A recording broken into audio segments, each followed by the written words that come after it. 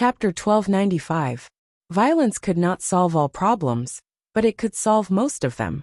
Russell Nanda and all the members of the North American Light Society were terrified.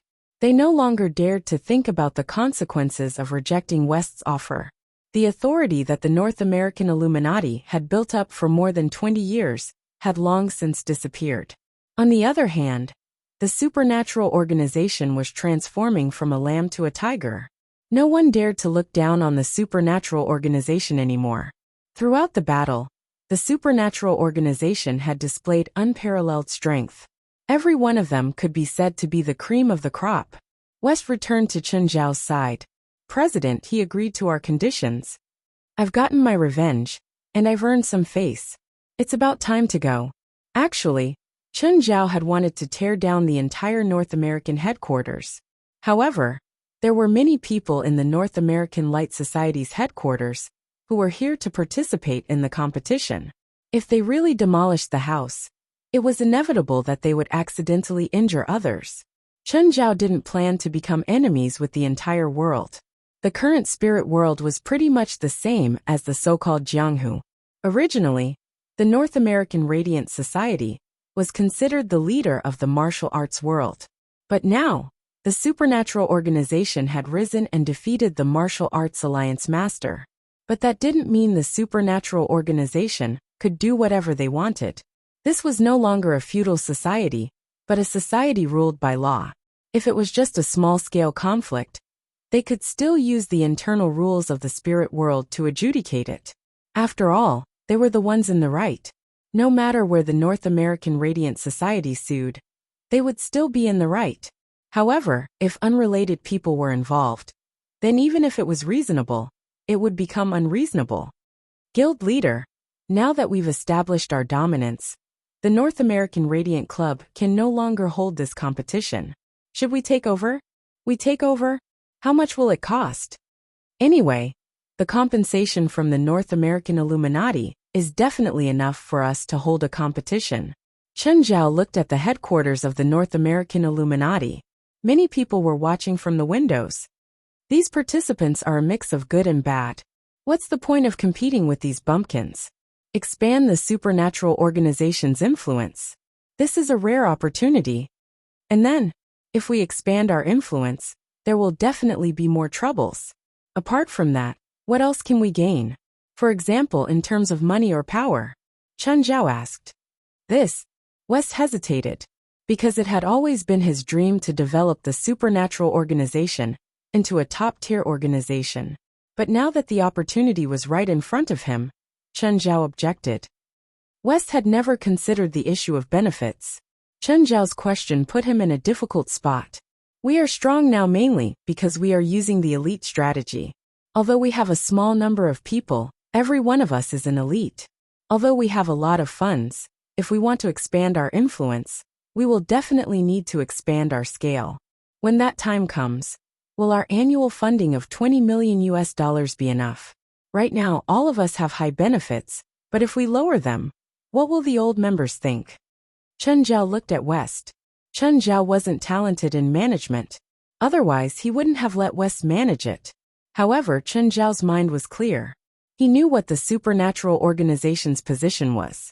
It's much better to gather our resources on our current members than on the new members who join us out of admiration, Chen Zhao said. Fine. West thought for a moment, and finally decided to listen to Chen Zhao's suggestion. There was actually another reason that Chen Zhao didn't mention. That was trouble. The more people the supernatural organization had, the more influence they had, and the more trouble they would have. Right now, Chen Zhao planned to guard this piece of land. He wasn't planning to save the world or maintain world peace. As long as no one caused trouble in his territory, Chen Zhao didn't care who wanted to cause trouble outside. Of course, West had his own considerations. Why was the supernatural organization so strong now? It was because of Chen Zhao and the unity of the old members. If anyone was bullied, they just had to shout, and the group would attack them. Plus, they had enough funds, so they had enough resources and good benefits. But if there were more people, the benefits and resources would decrease. Would the old members be happy? If there was such a situation in the organization, then it would be impossible for them to be as united as they were now. It wasn't just Chen Zhao. Most people in the organization didn't want to change this atmosphere. There was another point that West had to consider. There were fewer people now, so everyone helped each other. There were no conflicts of interest.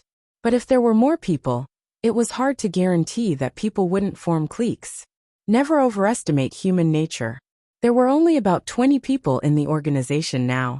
Chen Zhao was in charge of everything. But if there were more people, who could guarantee that there wouldn't be some idiots who wanted to fight for power with Chen Zhao? With West's understanding of Chen Zhao might not choose to fight for power. Instead, he would choose to leave. Then, the people who had gathered together because of Chen Zhao might also fall apart. The supernatural organization might go back to their old ways. I didn't expect the supernatural organization to be so scary. Jimmy shook his head. In the past, I thought that our guards were strong enough, but any one of the supernatural organization's members can probably wipe out the guards. Where did the supernatural organization find such powerful members? There are always many strong people hiding in the crowd in this world. But why can they be gathered by the supernatural organization? I don't think their president is that strong. He can still defeat Russell Nanda easily after using the secret technique. I don't think he's weak.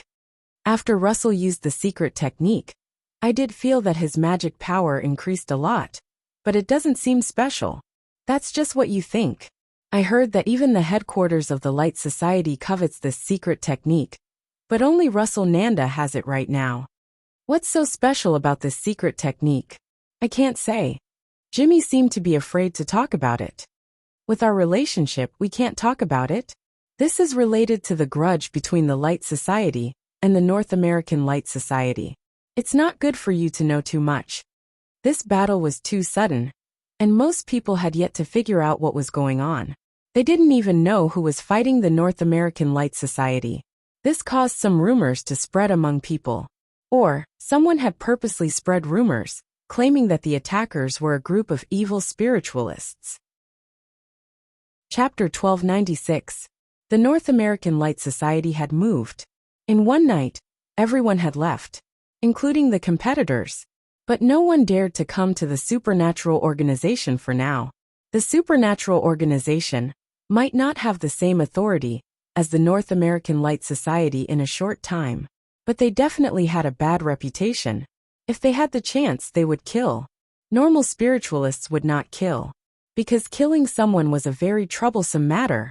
But the supernatural organization was not afraid of it.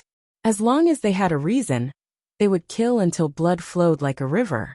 Russell Nanda gave the money without hesitation. They had to. Otherwise, none of them would be able to leave Los Angeles. After the battle with the North American Light Society, West realized the supernatural organization's position. As for the members of the association, they also realized what level they were at, and the difference in strength between them and the other members of the association. There was another big thing, at least for the others in the organization. Gaia had passed the second level of the Tower of Trials. It was another party. Although everyone had a good time at the party, but everyone was full of energy, especially those who hadn't even passed the first level. As for the people on the second level, there was still a big gap between them. Norma was the kind of person who didn't fight. If she could pass, she would pass. If she couldn't, she wouldn't risk her life. Because Chen Zhao had led the way, Harold had been struggling on the fourth level. She didn't plan on going down to the second level. Angelit, Jalanash, and Mord had just reached the second level. They weren't familiar with the monsters there yet, so they were still far from breaking through. There were only two things that Chen Zhao cared about now. First, of course, was Fei Lai's belly. After 6 months of pregnancy, the baby in her belly would develop faster than before. At the same time, the belly would grow bigger faster. Fei Lai's belly would also get bigger and bigger every day. Chen Zhao and Fei Lai went to the hospital for a checkup. The due date was already known. It should be between June 27th and July 1st. Usually, the due date was calculated from the first day of the last menstrual period. After that, there would be 280 days and 7 days of menstruation. However, less than 5% of women could give birth on the day of the due date. Therefore, Most hospitals would give 3 or 4 days between the due date and the due date, which belonged to the time limit of the due date. It was also rare to give birth outside of the due date. Chen Zhao also had to listen to the obstetrician about the due date. Chen Zhao himself couldn't be sure. After all, he wasn't very familiar with gynecology. Chen Zhao rarely went out these days. If it wasn't necessary, he wouldn't go out. The other thing was Evans.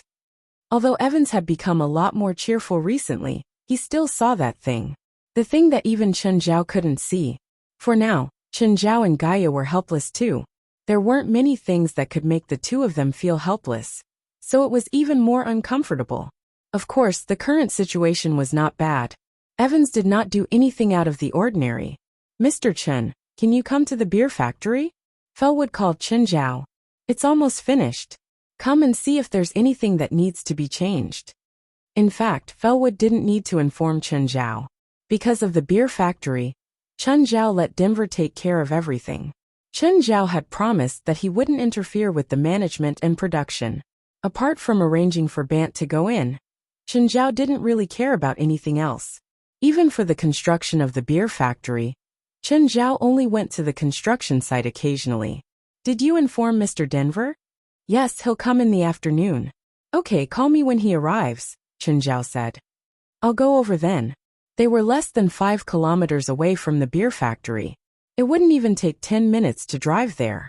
In the afternoon, Fellwood called again to inform Chen Zhao that Denver had arrived. "Mr. Chen." Denver was quite satisfied with Chen Zhao's trust. He liked this kind of cooperation. For example, he could buy as many machines and raw materials as Denver wanted. Of course, the bills had to be written clearly. Chen Zhao nodded. Just then, Fellwood walked out to greet the two. "Mr. Chen, Mr. Denver, hello." Fellwood brought the two of them around the construction site. "Mr. Chen, Mr. Denver, do you have any plans to modify the main structure of the factory?" Chen Zhao looked at Denver. "I don't know about that. You can ask Mr. Denver. I just looked at the fermentation pond. It's 30 by 30. I don't think it's big enough, so I suggest expanding it or building another fermentation pond." Denver looked at Chen Zhao. Chen Zhao would have to spend money to expand it. But just then Fellwood said, "No problem. I'll arrange for 2 more fermentation ponds to be built in the next 2 days. I'll finish it on time, and it won't affect the quality of the construction." "How much do you need to increase the construction budget?" Chen Zhao asked. "Mr. Chen, the cost of the fermentation pond is very low. You don't have to pay for it." It was low, but one fermentation pond would cost at least hundreds of thousands of dollars. Fellwood Cisco said that he would help Chen Zhao build 2 more just to give Chen Zhao a discount. Okay.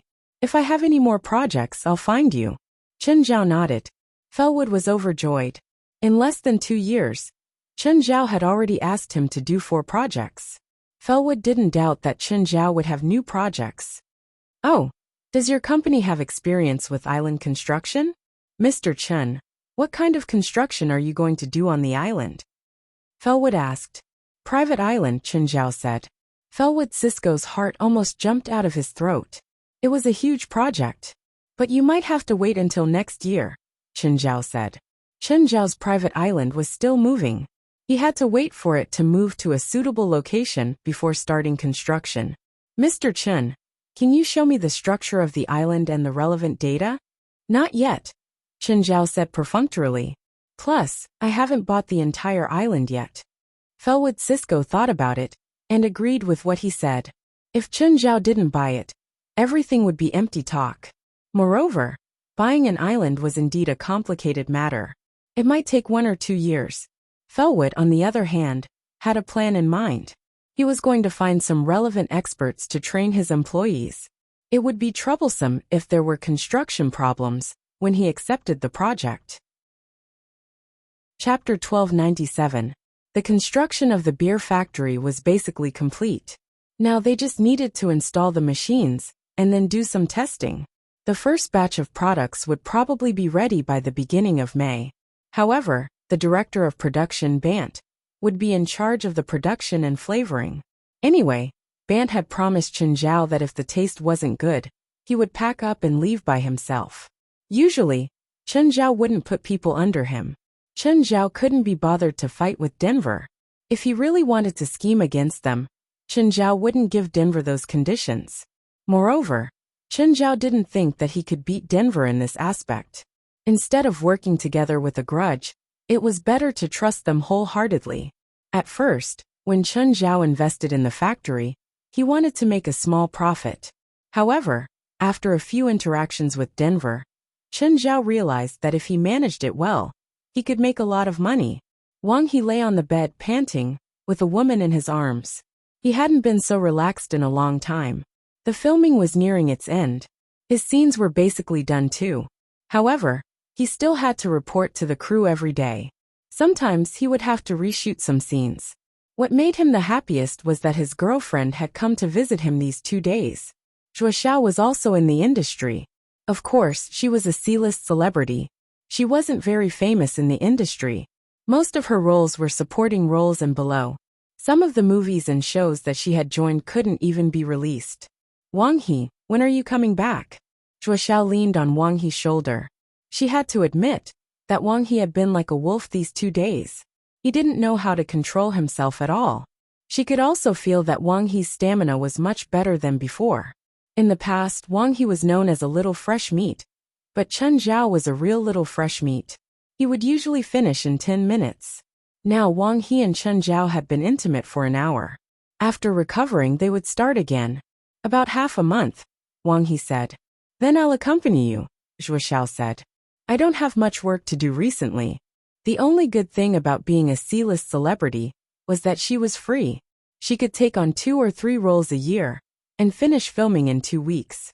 On the other hand, Wuxia had gained some popularity recently. This popularity mainly came from Wang He. Wang He wasn't in the domestic entertainment industry, but there were legends about him everywhere. Meanwhile, Wuxia's popularity was basically because Wang He's fans felt that Wuxia was not worthy of Wang He. Yes, do you have enough money? Enough. Although Wuxia didn't take on many shows, she did go on a lot of shows, so she was quite well off. Wuxia was quite astute, at least more astute than Wang He. No matter how one looked at it, Wang He could be considered a quality stock. He had fame, wealth, and ability. Most importantly, he was quite single-minded. After dating Wang He for 3 to 4 years, their relationship was stable, and Wang He was completely devoted to her. Of course, Wuxia still wanted to make use of Wang He's reputation and connections. Wang He, you should know quite a few people in Hollywood now, right? Wang He gave a wry smile. How could I possibly know anyone? It was pure luck that I managed to land this role. However, Wuxia didn't think so. To be able to get a role in a Hollywood movie, especially as the male lead, how could it be luck? She was also in the entertainment industry, so she knew very well what a male lead in a movie needed. By the way, will Mr. Steven have an end-of-production party? Yes. Wang He immediately understood. He turned to Wuxia and asked, you want to participate? Yes. No wonder Wuxia was unwilling to return to China. Actually, Wang He could understand Wuxia's thoughts. Back when he did not accept the role, he and Wuxia had the same thoughts. Attending Hollywood parties everywhere, and making friends with Hollywood bigwigs everywhere. Before the audition ended, he had attended no less than 20 parties. He knew quite a lot of people, but this so-called acquaintance was just a nod of acquaintance and a few drinks. But in the end, none of them were of use. At this moment, Wang He thought of that big demon king again. Would that person come to Mr. Stevens' end-of-production party? That seemed possible. That man was on such good terms with Steven. There was no way he wouldn't come. Looking at Wuxia's expectant eyes, Wang He could not refuse. He was not stupid. He knew that Wuxia needed to make use of his connections. This was not to say that they were making use of each other. Connections in the entertainment industry were meant to help each other, let alone a couple. You can be my female companion at the end-of-production party. Even though he knew that it would be useless, who knew? What if he got lucky? Wuxia knew that even Hollywood stars would want to attend this end-of-production party. Even if they had nothing to do with this movie, Wuxia was overjoyed. The company gave her a long leave, so that she could attend this party. If she was lucky and got to know the great director Steven, she might be able to soar like Wang He. By the way, don't run around in Los Angeles. It's not safe here, Wuxia said. This is a society governed by law. America is such a healthy country. Don't always confuse reality and movies, Wuxia said disapprovingly. Wang He smiled bitterly. What else could he say? Could he tell Wuxia that he had seen people being thrown into a meat grinder in this city? Let's go out to eat. Okay. The two of them got dressed and prepared to leave. However, they still wore the cap and aviator sunglasses that were usually worn by celebrities. Although this was Los Angeles, because of Wang He, there were still quite a number of domestic paparazzi. Even though the hotel Wang He was staying at was confidential, who knew if the resourceful paparazzi would be able to find him? This is the famous Marina restaurant, right? Yes, even Hollywood stars have to line up here. Just as the two of them were lining up, Wuxia saw a man and a woman walk past them. The man looked Asian and carried a child. Why aren't they lining up? Wang He looked up, and the woman also turned to look at him. Wang He's face turned as red as a pig's liver. Mr. Chen, you're here to eat? Yes. Chen Zhao nodded. Carrying little Jerlin, he entered the restaurant with Fei Lai. Wang He pulled Wuxia. Look at where you are. Don't talk nonsense. You might offend someone. Wuxia nodded. She wasn't stupid. From Wang He's expression, she could tell that even he couldn't afford to offend that person. She had spoken just now, because she thought that the person wasn't Chinese, and might not understand them. Wang He, is that person some big boss? Chapter 1298. Wang He and Wuxia entered the restaurant and sat down. Is he Chinese too? Wuxia asked. Yes, Wang He answered casually. He really didn't want to talk about that person. Wuxia didn't see through Wang He's thoughts, and continued asking with interest. What does he do? Is he in the film industry too? No, don't ask. Anyway, we can't afford to offend that person, especially in LA. He remembered that last time, he'd accidentally barged into Chen Zhao's private room, and encountered Chen Zhao's subordinates with a bunch of firearms. Wang He was doing well in the entertainment industry, but in his mind, Chen Zhao was an arms dealer. He didn't dare to offend him at all, even if Chen Zhao was in America, and he was in China. How close is he to Director Steven? How do you know him?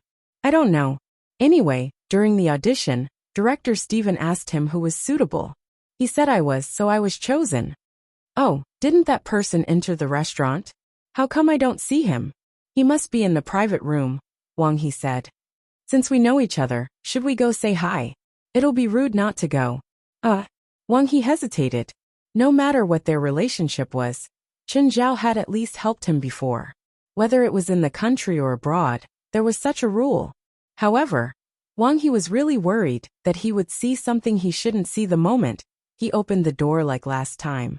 Forget it. He should be eating with his wife and child. He definitely wouldn't see anything he shouldn't see. Wang He picked up his glass and stood up.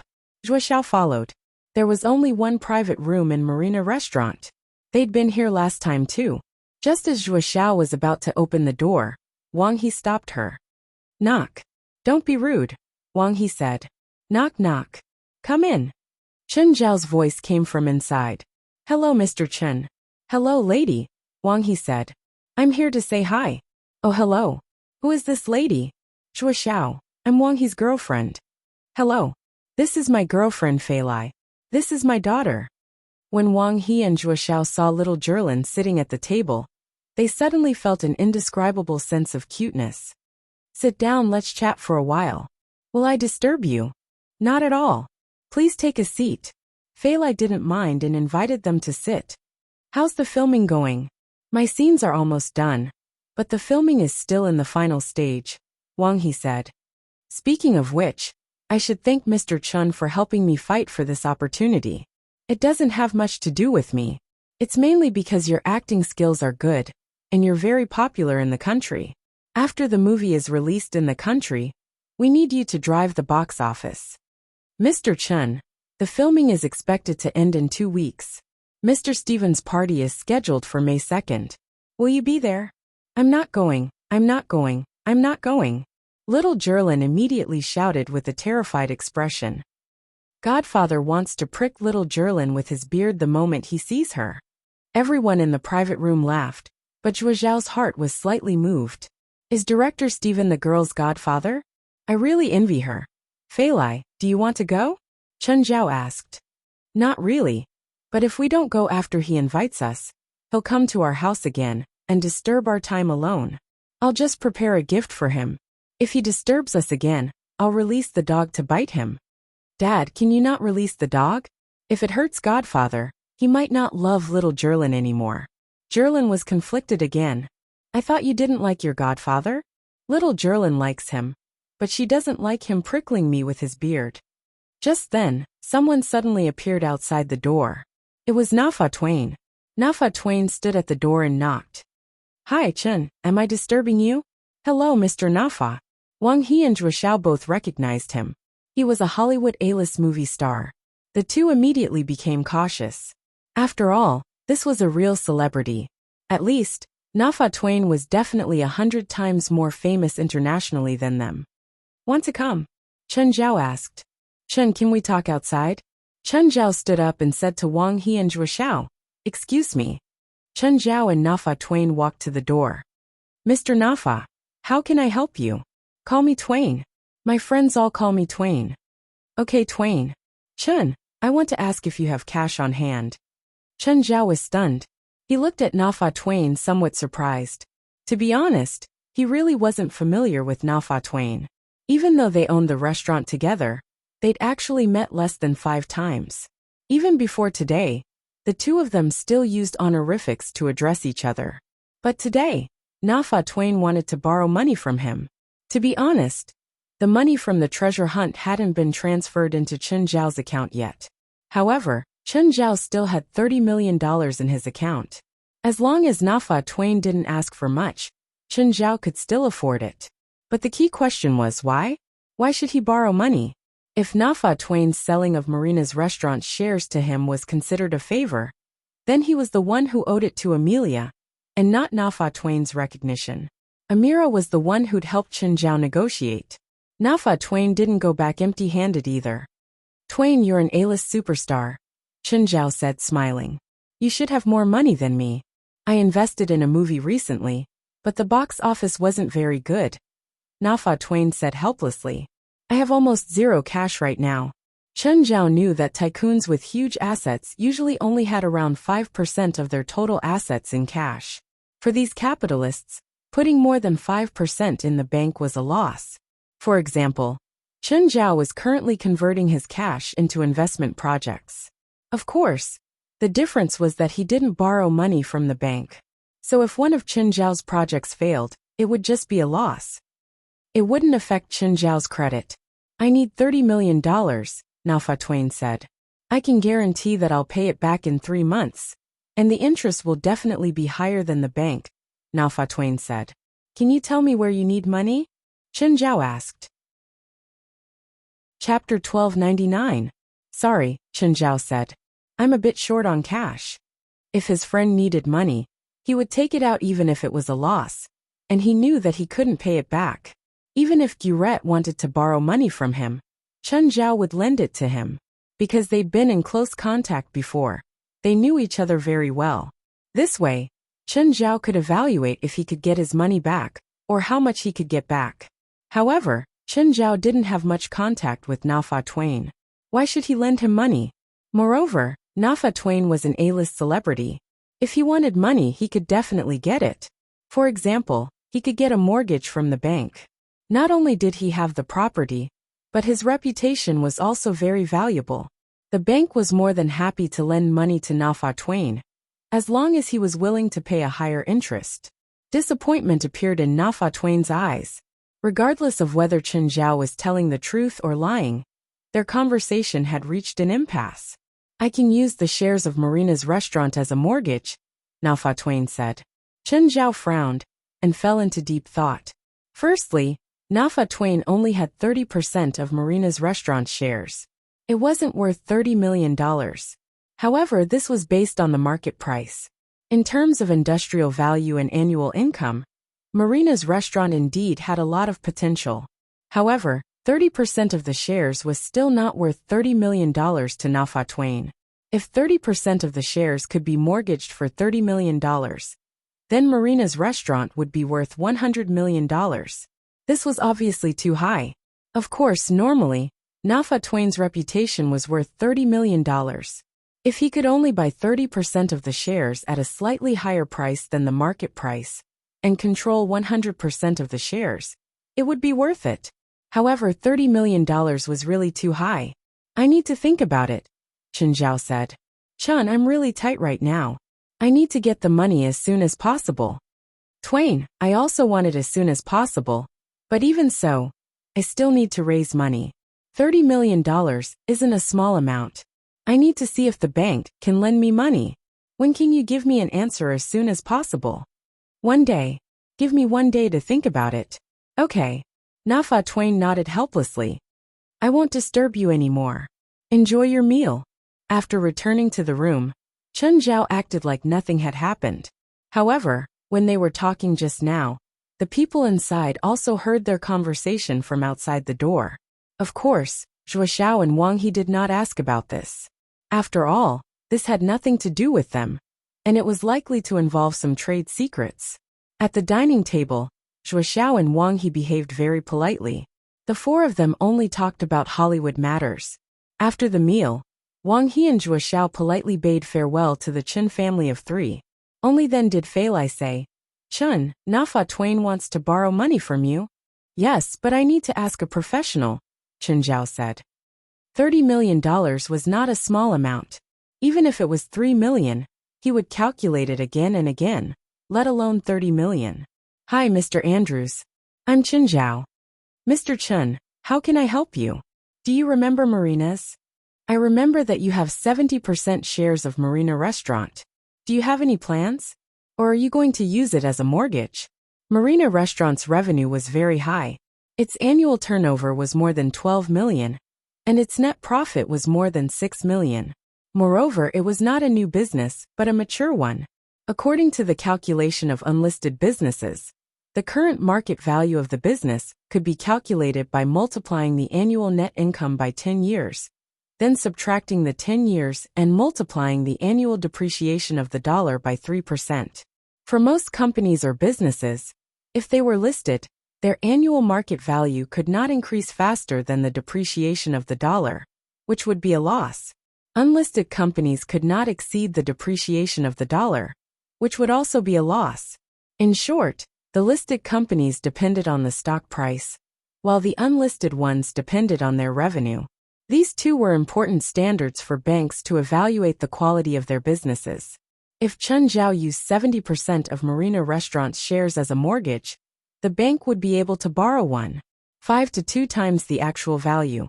In short, banks were not afraid of borrowing money, but they were afraid of paying it back too quickly. The more money they owed, the higher the interest they would receive. No. I want to know the current value of the other 30% of Marina Restaurant's shares. Ah, you mean the 30% shares of Nafa Twain's restaurant? Yes. The shares have been mortgaged many times. Mr. Chen, does Nafa Twain want to use the shares as a mortgage to borrow money from you? Yes, you're saying that the shares have been mortgaged many times? Usually, the first mortgage was for a high-quality business, while multiple mortgages required multiple restructuring. After each restructuring, the bank would borrow less and less money, and the interest would become higher and higher. In the end, the borrower would not be able to pay back the money. Moreover, businesses that had already been mortgaged couldn't be traded, let alone repeatedly. In other words, even if Nafa Twain mortgaged 30% of the restaurant's shares to Chen Zhao, if Nafa Twain's capital chain broke, the bank would have priority. Chen Zhao wouldn't be able to do anything then. At least in terms of legal means, Chen Zhao wouldn't be able to beat the bank. Of course, if the shares ended up in the bank's hands, it would be a good thing. The bank would definitely sell it to Chen Zhao first based on business principles. This was also because Chen Zhao's shares had clear ownership, and the bank needed funds.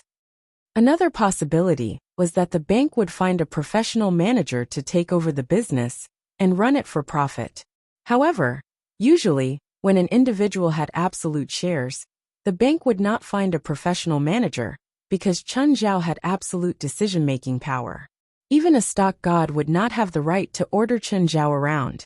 How much does Nafa Twain owe the bank? $230 million. Chen Zhao gasped. How does he owe so much money? Chapter 1300. Chen Zhao was a bit angry, because Nafa Twain had lied to him. He hadn't succeeded. But after thinking about it, Chen Zhao understood. So what if he lied to him? Did he have to take revenge? Nafa was probably in a terrible situation now. There was no need to add insult to injury. Nafa Twain was probably just trying his luck. He knew that the success rate wouldn't be high. Andrews, is the 30% shares of Maryland's restaurant mortgaged to your bank? Yes. If your bank wants to sell the shares, buy it for me immediately. As long as it's within 40% of the premium, you can help me buy it. Chen Zhao had the priority to buy the shares. Of course, if it was a high-quality property, the bank might keep it as a profitable investment. Chen Zhao didn't have to get the 30% shares. As long as it didn't fall into the hands of some random person, Chen Zhao didn't mind the bank owning the shares. The richer one was, the more cautious they were. If Rasfa, Stephen, Dell, or Risfar needed money, Chen Zhao would lend it to them without hesitation. Chen Zhao wouldn't ask how or when he would return it. He wouldn't even ask for interest. This was friendship. Of course, it was also trust. He trusted that they had the ability to return the money. Everyone would have times when they were short of money. Even Chen Zhao was no exception. But Chen Zhao wasn't familiar with Nafa Twain at all. From Andrew's words, Chen Zhao could basically tell that Nafa Twain wasn't an excellent capitalist. He didn't have the ability to manage his own assets. So Chen Zhao wouldn't lend him money. He didn't have two conditions. One was ability, and the other was friendship. Because he didn't have two conditions. One was ability, and the other was friendship. Mr. Chen, I heard that you've invested in a beer factory? Mr. Chen, I heard that you're building a beer factory. Are you the maker of the nameless wine in Mara Supermarket? You're the maker of Mara Supermarket's nameless wine? Andrews asked. Huh, how did you know? Chen Zhao was surprised. Because I heard that the maker of Daydream is going to build and produce a beer factory. Coincidentally, you're the one who built it. Hearing Andrew's words, Chen Zhao realized that Denver had probably started building up their momentum. The first bottle of beer hadn't even been produced yet, but Andrews was already promoting it impatiently. It had to be said that Denver moved quickly. Mr. Chen, do you need a bank loan? I think our bank will be happy to provide you with the best loan service. How famous were Daydream and the nameless wine? Daydream was the world's most famous wine, the most expensive wine. Even the value of Daydream had exceeded its price tag. Sacramento has become a tourist destination because of Daydreams. The number of tourists in the second half of last year was close to 8 million. This was already comparable to the number of tourists in the Hawaiian Islands. Tens of billions of dollars in tourism revenue to Sacramento. Tourism became the mainstay of Sacramento's economy. Daydream wasn't a billion-dollar wine, but $100 billion wine. Who knew how many people would travel thousands of miles to Sacramento just to catch a glimpse of Daydream? Tamara Superstore. After the nameless wine was put on the shelves every month, it was sold out in an instant. This led to the rise of the nameless wine's reputation. Moreover, the nameless wine and Daydream were brewed by the same person, which further increased the nameless wine's fame and value. Even if the price of the nameless wine made it impossible for ordinary people to get it, this didn't mean that ordinary people wouldn't fantasize about the nameless wine. The beer that Chen Zhao had invested in hadn't started production yet, but everyone could see its potential.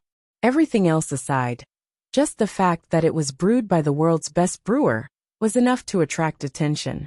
Andrew's intentions were also the bank's intentions. Did the bank lack money? What they lacked was projects. Customers like Chen Zhao were their favorite. Loans had low risk and stable returns. But customers like Chen Zhao were also the most troublesome. Chen Zhao didn't lack money. However, Andrews was an investment expert. Of course, he had more professional eyes than Chen Zhao. Mr. Chen, I know that your investment isn't big right now, but I believe that this time next year, your investment definitely won't be able to support the market demand. By then, you'll either lose your market share or lose the opportunity to take the lead. So, you better consider expanding production as soon as possible. Chen Zhao didn't know whether to laugh or cry. They hadn't even started production yet. They hadn't even produced one bottle of beer, and Andrews was already considering expanding production. Wasn't that too much of a rush? However, Chen Zhao had to remember Andrews' words.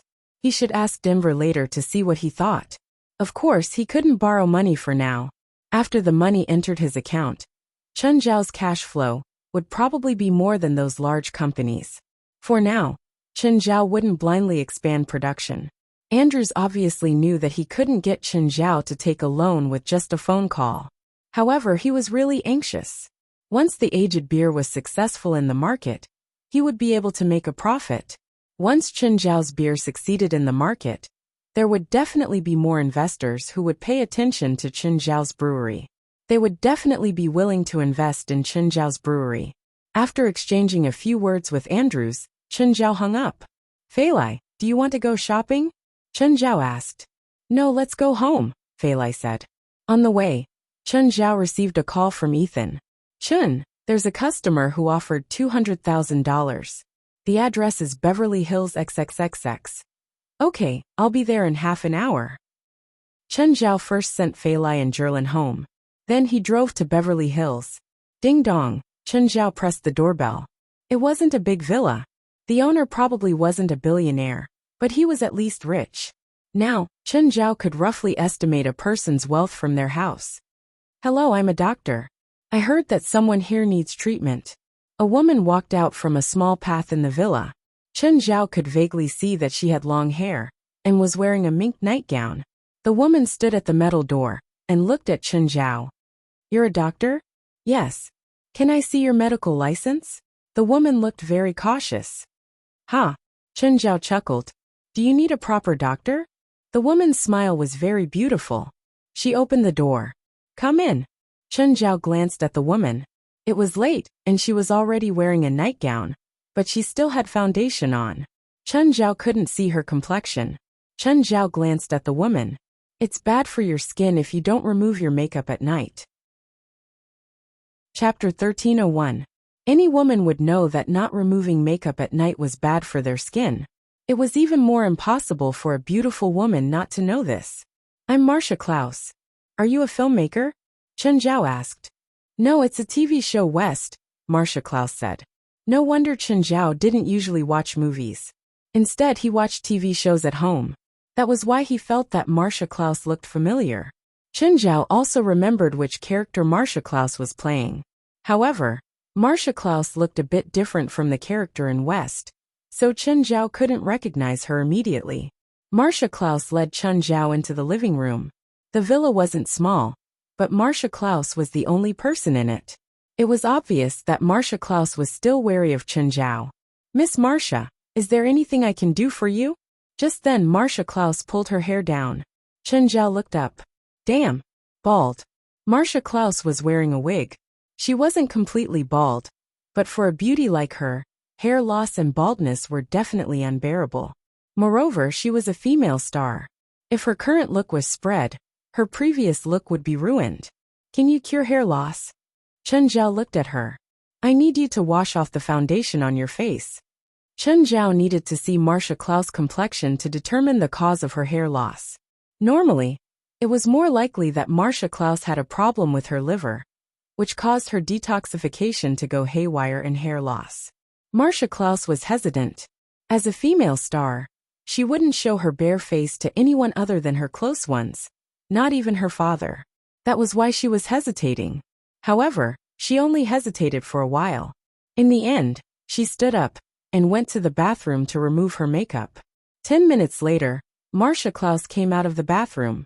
Marcia Klaus' skin wasn't very good. There were some spots on her face, and her pores were large. She also had undeniable dark circles. In terms of age, Western women aged earlier than Eastern women. This was due to the difference in skin quality. She was already 30 years old and had begun to enter the skin decay period. On the screen, there were always female stars in their 40s who were still sexy and enchanting, but that was the result of meticulous dressing. Besides, there were also a lot of manual surgeries and maintenance outside of the screen.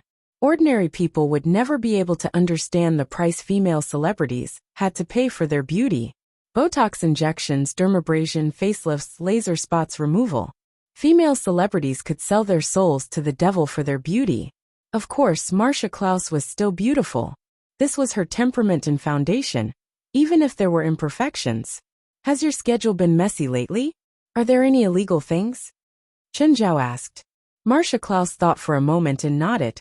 Yes. Obviously, Marcia Klaus was poisoned.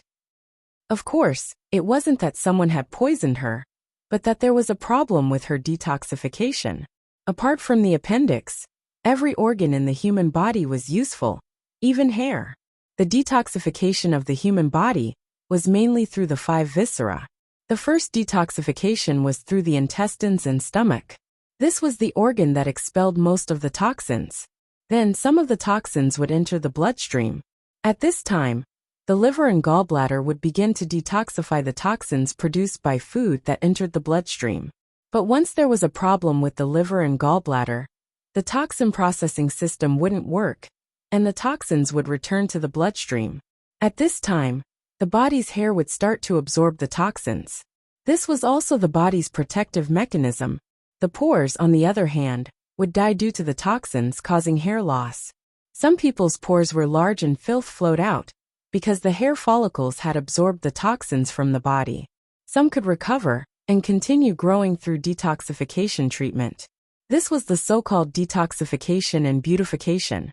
Some people's hair follicles were seriously damaged. The cells had been poisoned to death and necrosis. This led to more serious hair loss. There was currently no way to treat this kind of hair loss. The only solution was hair transplant. Your hair loss is more serious than I thought, Chen Zhao said. Your hair follicles are necrotic. If you're going to repeat the diagnosis of the doctor in the hospital, then please leave my house. I heard that you're the best in the industry, so I asked you to come here. I need a solution, Marcia Klaus said. You're right. Chen Zhao narrowed his eyes and stared at Marcia Klaus. Do you want a long-term treatment or a short-term one? Oh, you have a solution? Marcia Klaus' eyes brightened. You said it yourself. I'm the best in the industry.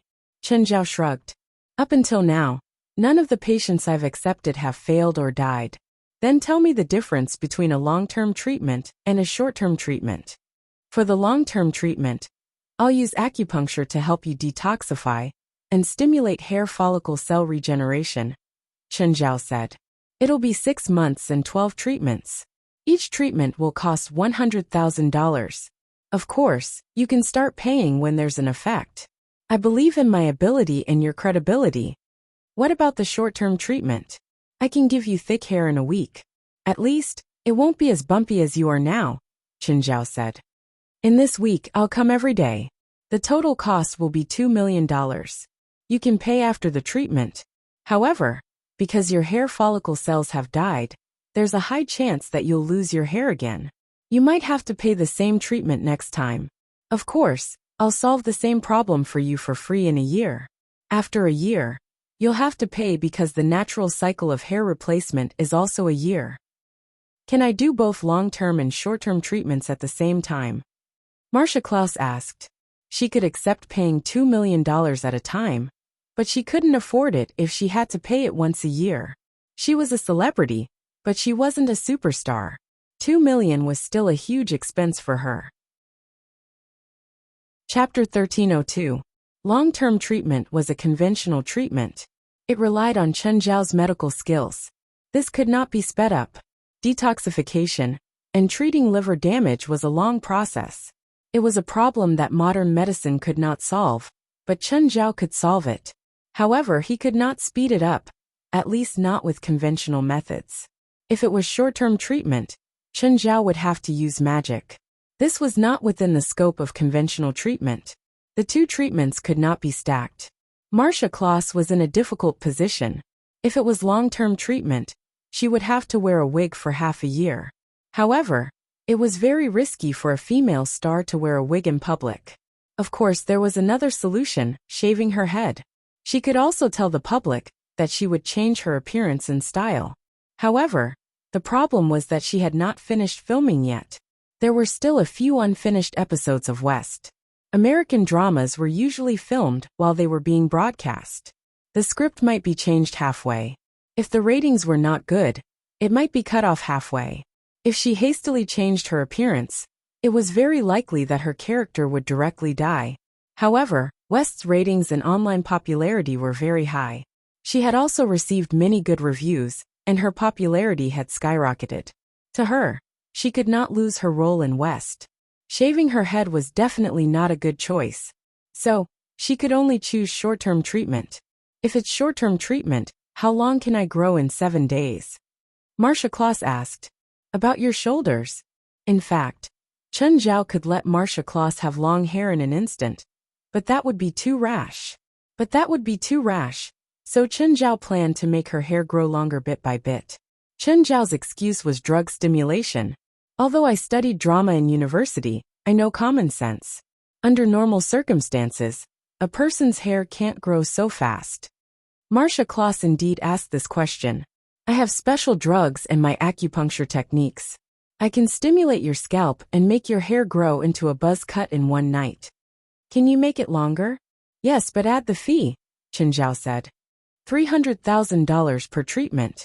I need short-term treatment. What do I need to do? Shave your head first, Chen Zhao said. Shave? Marcia Claus's expression changed instantly. If Chen Zhao's treatment didn't work, wouldn't he have shaved his hair for nothing? Who would be responsible then? Should they ask this illegal doctor to compensate them? Whether you shave your head or not, you need to wear a wig. If the outside world sees your bald head, you might as well shave it. At least you can find an excuse to cover it up. Marcia Claus hesitated for a long time, her eyes flickering. What if your treatment doesn't work? You're not the first hair loss patient I've treated, Chen Zhao said. Marcia Claus bit her lower lip and thought about it, but still couldn't make up her mind. Will there be any side effects? I won't. All my patients have a 100% positive review, Chen Zhao said indifferently. I've never failed. Okay, I want short-term treatment, Marcia Claus said. Do you want me to shave your hair? Or do you want to do it yourself? You do it. Marcia Claus couldn't do it, even if her hair was full of holes. Marcia Claus found a razor for Chen Zhao. Chen Zhao pressed on Marcia Claus' head. Feeling the rustling on her head, Marcia Claus was in a bad mood. Your abnormal hair loss has been going on for half a year, right? Yes. At first, I thought it was normal hair loss, but in the past 2 months it's been a bit excessive. Some parts are completely exposed. Chen Zhao quickly pushed all of Marcia Claus' hair away. Feeling the cold wind on her head, Marcia Claus' mood worsened. Luckily, she wasn't facing a mirror, or she would definitely go crazy. Then Chen Zhao started inserting silver needles into Marcia Claus' head. Also, he applied some unknown potions on it. Actually, this short-term treatment was just for show. In reality, Chen Zhao still had to use the healing spell he'd learned from the handsome guy. This acupuncture was actually just a normal detoxification for Marcia Claus.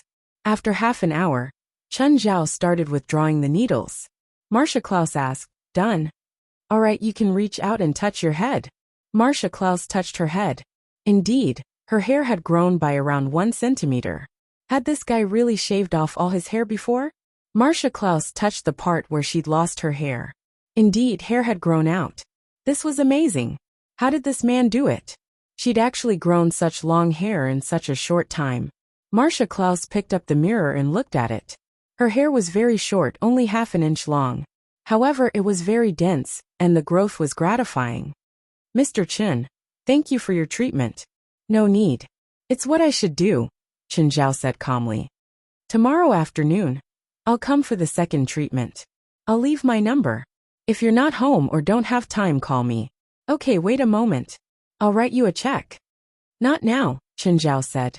I said that after I finish the treatment, I'll pay in one go. Just then Chen Zhao's phone rang again. It was Kohler. Chen Zhao picked it up. Hey Chen, it's me. Kohler, you still remember me, right? Yes, I remember, Chen Zhao replied. What's up? Can you come to our team's training hall? Is there a problem? I can't talk over the phone. Chen Zhao looked at the time. It was only 8:10 at night. He wasn't late. Sure, I'll go. Chen Zhao glanced at Marcia Claus. If there's nothing else, I'll go. I have another client. Okay, bye, Mr. Chen. Chen Zhao drove to the HR team's training hall.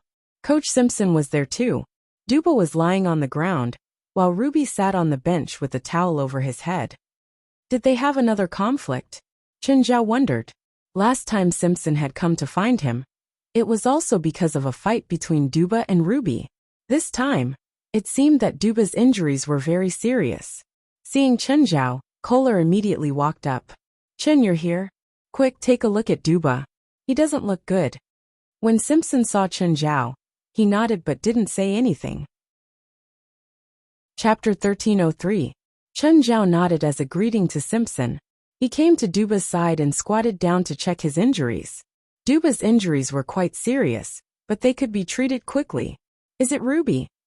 Chen Zhao tilted his head to look at Ruby, who was sitting nearby. Ruby kept her head down and didn't look at Chen Zhao. Chen Zhao didn't know if she was blaming herself or ignoring Duba's injuries. Duba, bear with the pain. As soon as Chen Zhao finished, Duba let out a pain cry. Accompanied by the sound of bones dislocating and colliding, Chen Zhao moved the dislocated bone back. Next time you fight, you can't touch this part unless you want to go to jail.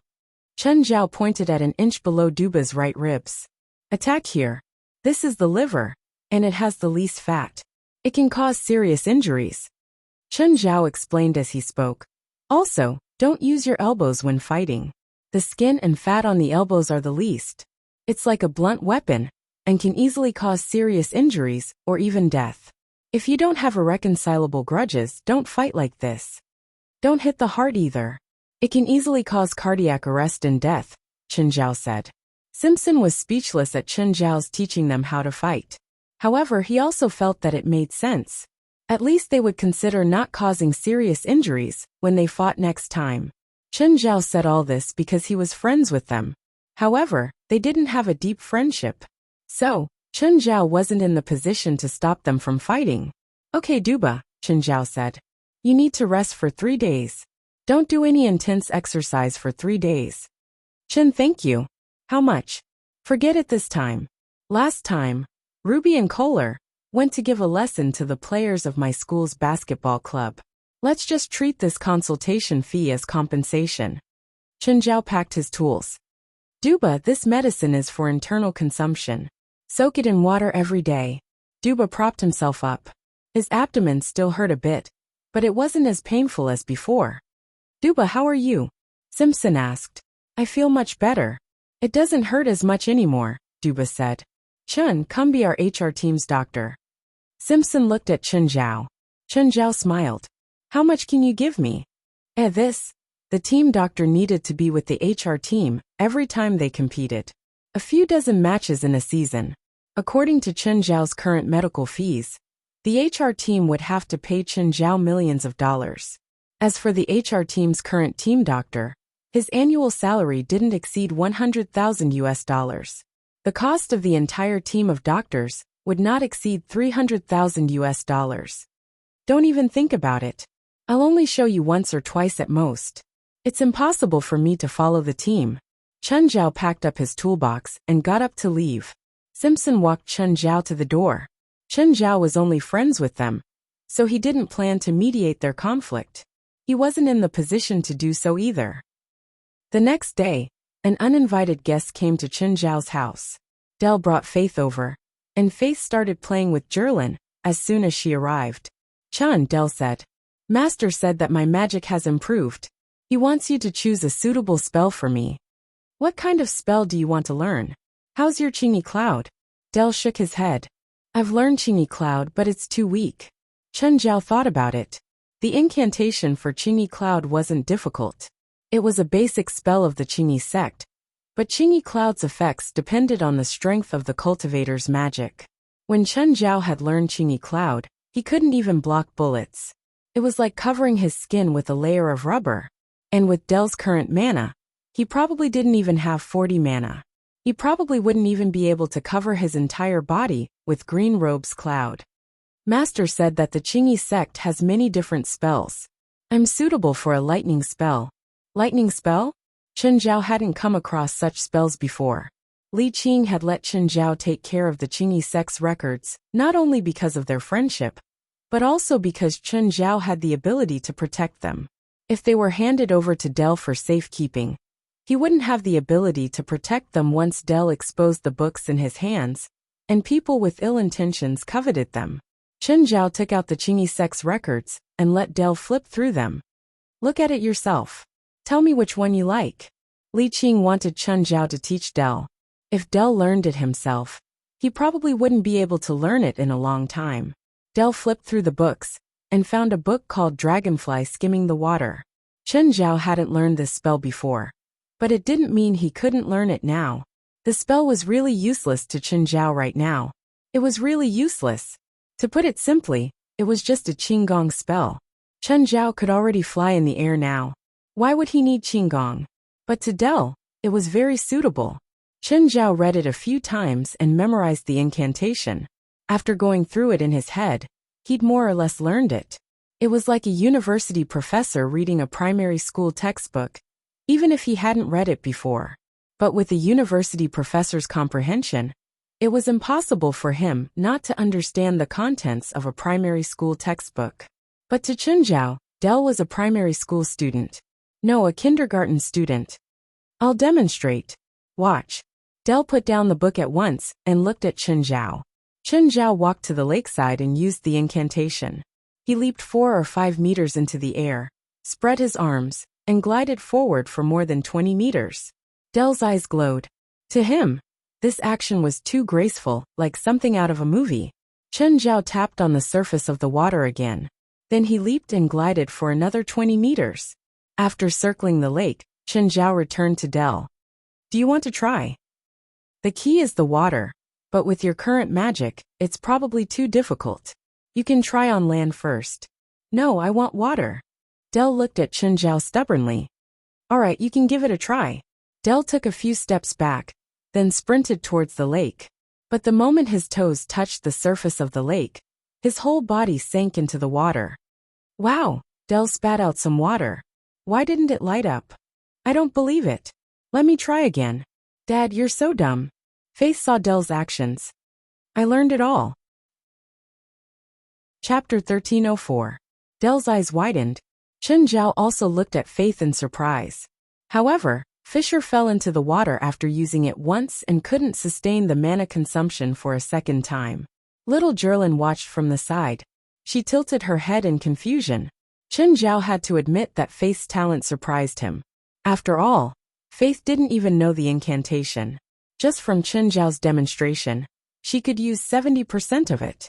Chen Zhao looked at Faith and then at Dell. Dell's face was bright red. He climbed out of the water with his wet clothes. Faith was almost 2 years old. She was much taller than little Jerlin. Logically speaking, the two requirements to become a spiritualist were either the tribulation of life and death, or a natural bloodline. But Faith was neither. She didn't have a natural bloodline, or a tribulation of life and death, but she just had magic. Chen Zhao suspected that he'd used the pristine eyeball to replace Faith's original eyes, and the pristine eyeball had mutated, giving Faith magic. But normal people could only gain vision with the pristine eyeball. Only a special bloodline could make the pristine eyeball mutate. This meant that Faith probably had a special bloodline. It hadn't been awakened yet, but the pristine eyeball had still changed in her. But Faith was still too young. Her magic was very weak. Dell and Faith stayed until the night. They didn't leave until after dinner. As for the dragonfly's touch on the water, Dell couldn't learn it no matter what. Faith, how did you learn the pristine eyeball? Dell asked as he drove. I can see the magic flowing in Uncle Chen's body. Faith, who was sitting in the passenger seat, replied. You can see it. Yes, Faith said, pointing at her eyes. Dell remembered that Faith had been born blind, but she'd recovered her vision because of Chen Zhao's treatment. Was it because of Chen Zhao's treatment that Faith's vision could see more than normal people? Then you can see Dad's magic too, right? Yes, I can. The magic in Dad's body is like a little earthworm. What about your Uncle Chen? Faith can't see everything. She can only see Uncle when he uses magic. But Uncle is definitely stronger than you, because when he uses magic, he has several times more magic than you do. It's like there's a snake the size of Raymond flowing through your body. Dell pouted. Okay, your Uncle Chen is the best, okay? Where's your own magic, Faith? My mana is also a little earthworm, Faith said with a pout. Chen Zhao, on the other hand, started looking through Qingyi sex books at home. He wanted to see if there were any spells that were suitable for him, and that he had missed out on. Starting from Shangliu Qingyi, the Green Robe sect had been passed down for 1,000 years. After dozens of generations, it didn't just leave behind Shangliu Qingyi's techniques. There were also many techniques left behind by the later sages. Many of these techniques were similar. Most of them were useless to him, at least not in actual combat. There was another important reason why Chen Zhao had accepted Li Qing's request to look after the Qingyi sex records. Many of the Qingyi sex spells could be used in medicine. This was also the type that Chen Zhao was most interested in. Some of the Qingyi sex spells were also very similar to Chen Zhao's own abilities. For example, the advanced version of Needle Thread, Countless Threads, could turn the thin strands of magic into thousands of strands and spread them out. They could restrain or kill the enemy directly. However, this spell was similar to Dark Lava. The difference was that Dark Lava could be seen, while Countless Threads was made of magic and couldn't be seen. Countless Threads wasn't completely useless. For example, it could control certain things such as sword riding. The effect was similar to rhythmic sword riding. It could be said to be a weaker version of it. Rhythmic sword riding could allow the weapons Chen Zhao controlled to have close to his own speed and attack power. However, the weapons controlled by Countless Threads weren't as powerful. After all, weapons controlled by magic strands couldn't have tens or even hundreds of tons of destructive power when swung. Chen Zhao suddenly felt that Countless Threads wasn't so useless. At least it was very good at group attacks. Chen Zhao felt that Countless Threads' control of weapons far exceeded rhythmic sword riding.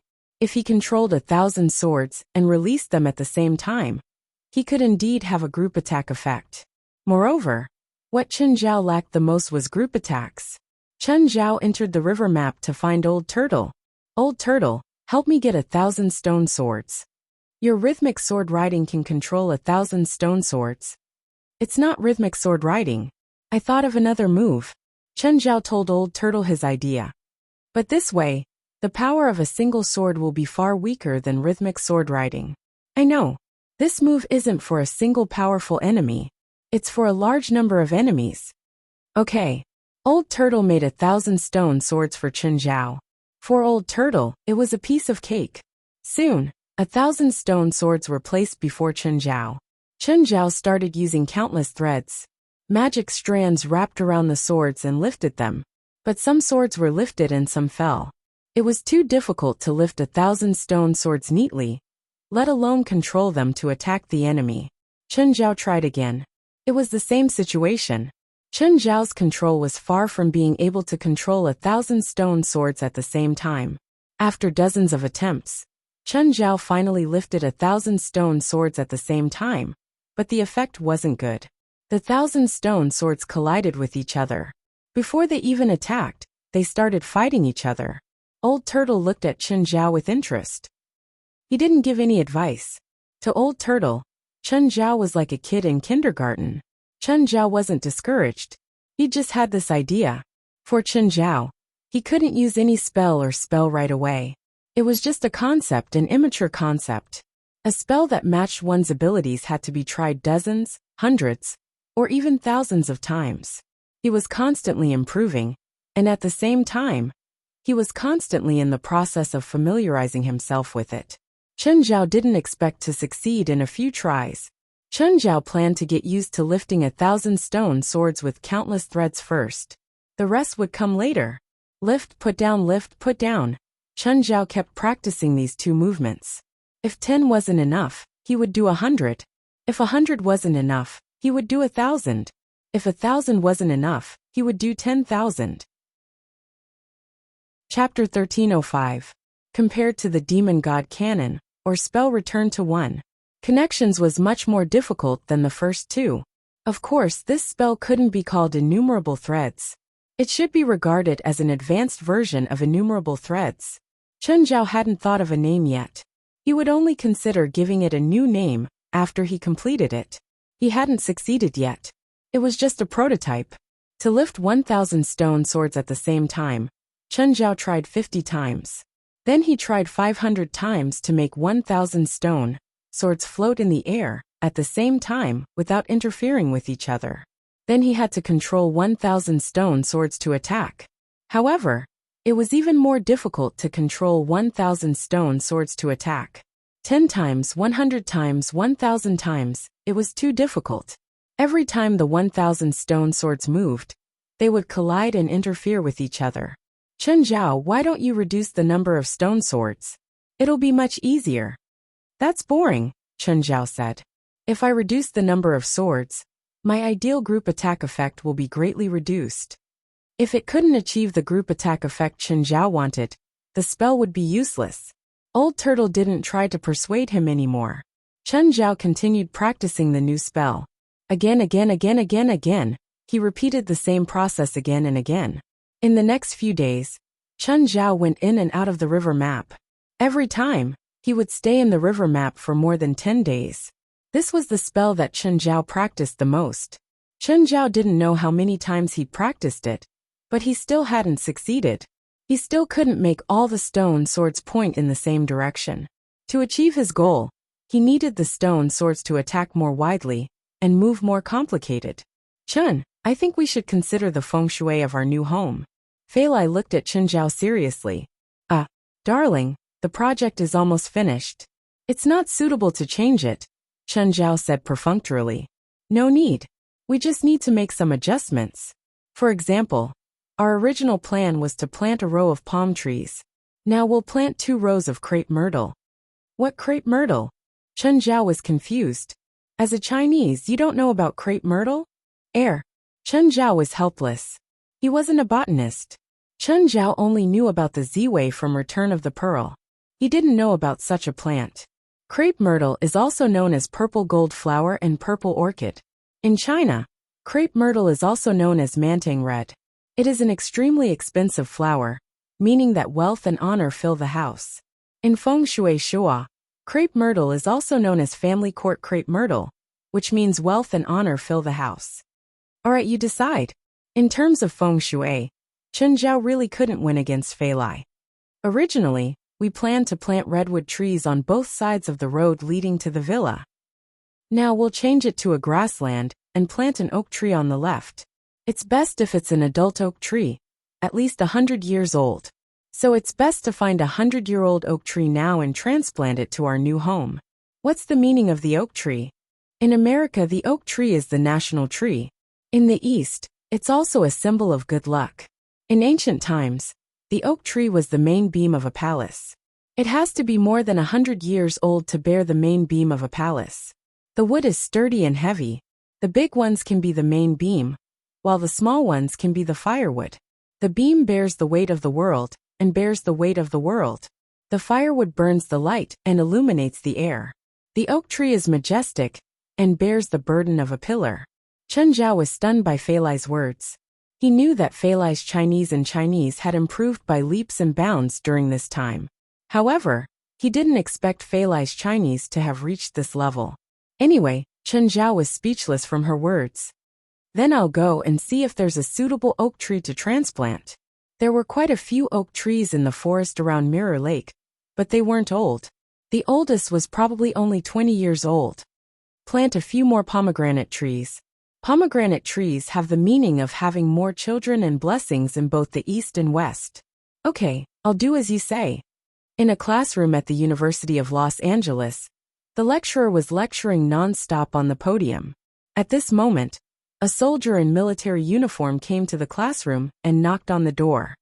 Sir, I'm sorry to interrupt your class, but we need 2 students to cooperate with us.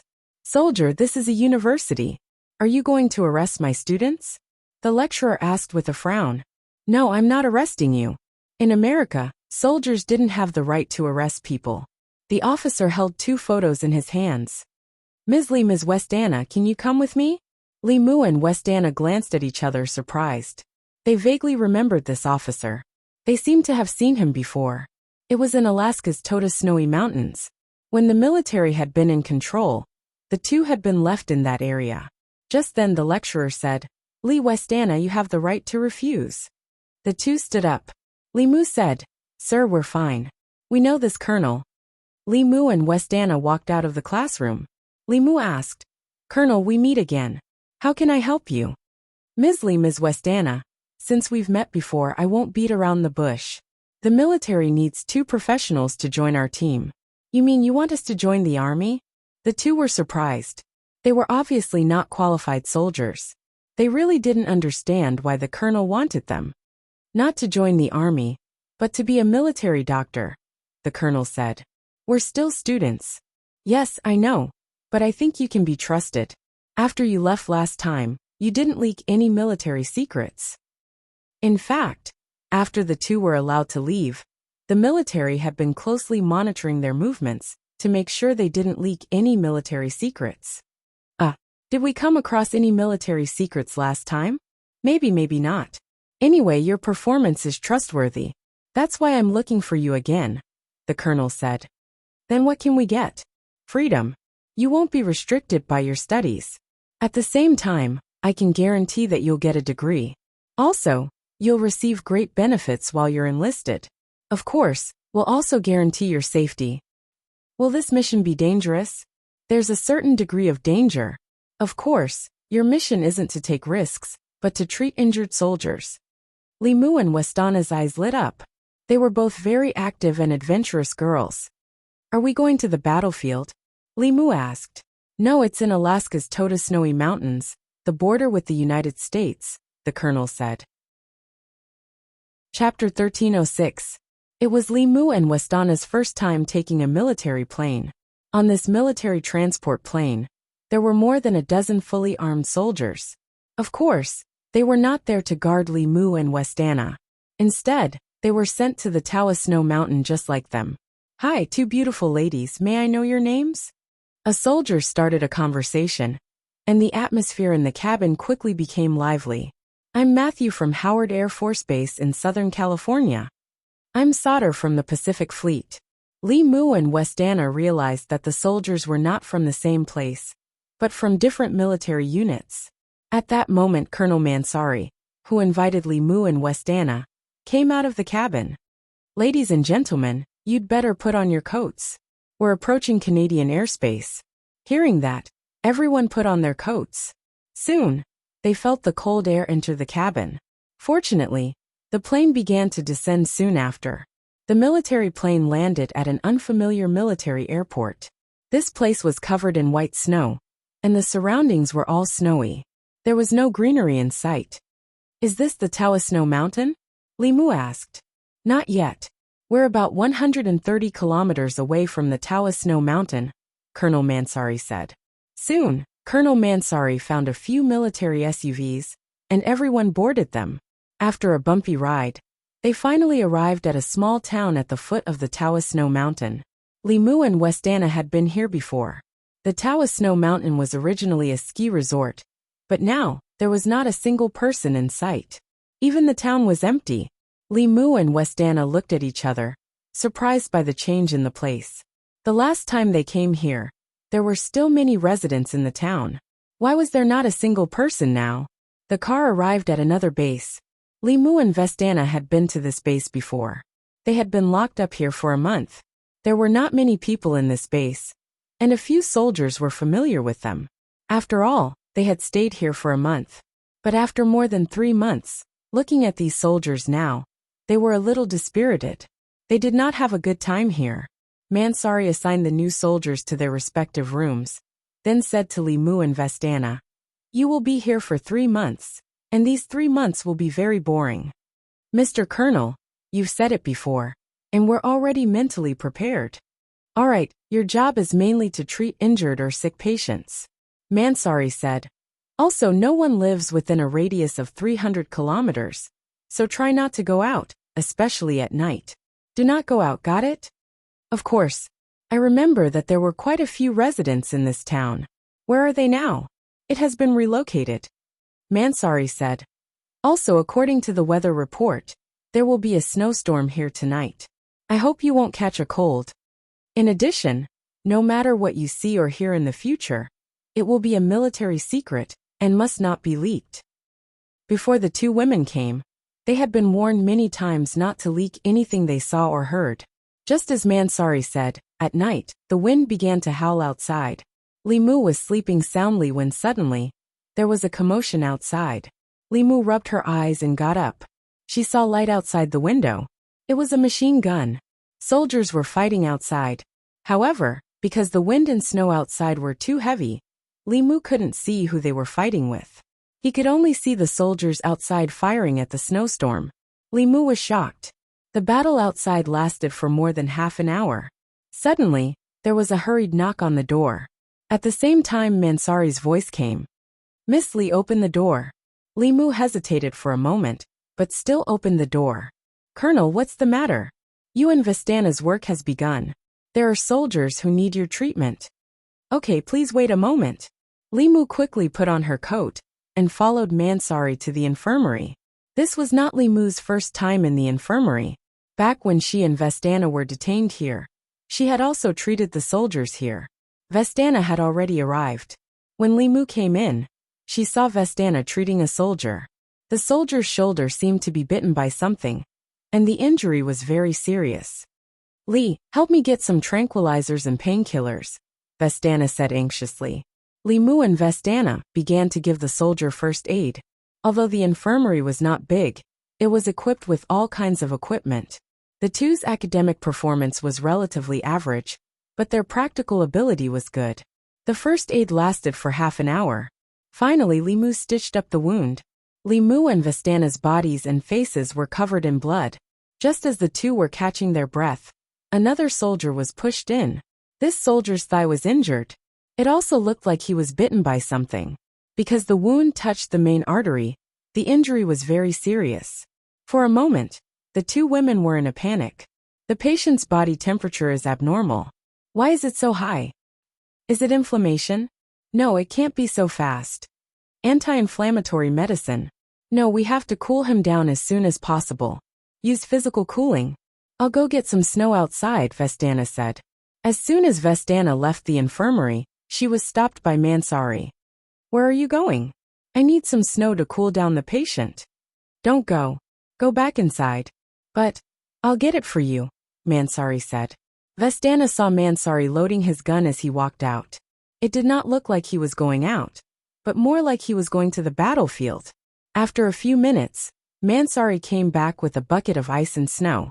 Vestana and Li Mu saw that when Mansari put his gun on the table, there was smoke on it. He seemed to have used it just now. After the two women's rescue, the soldier was out of danger. Then Mansari handed the two women a gun each. What are you doing?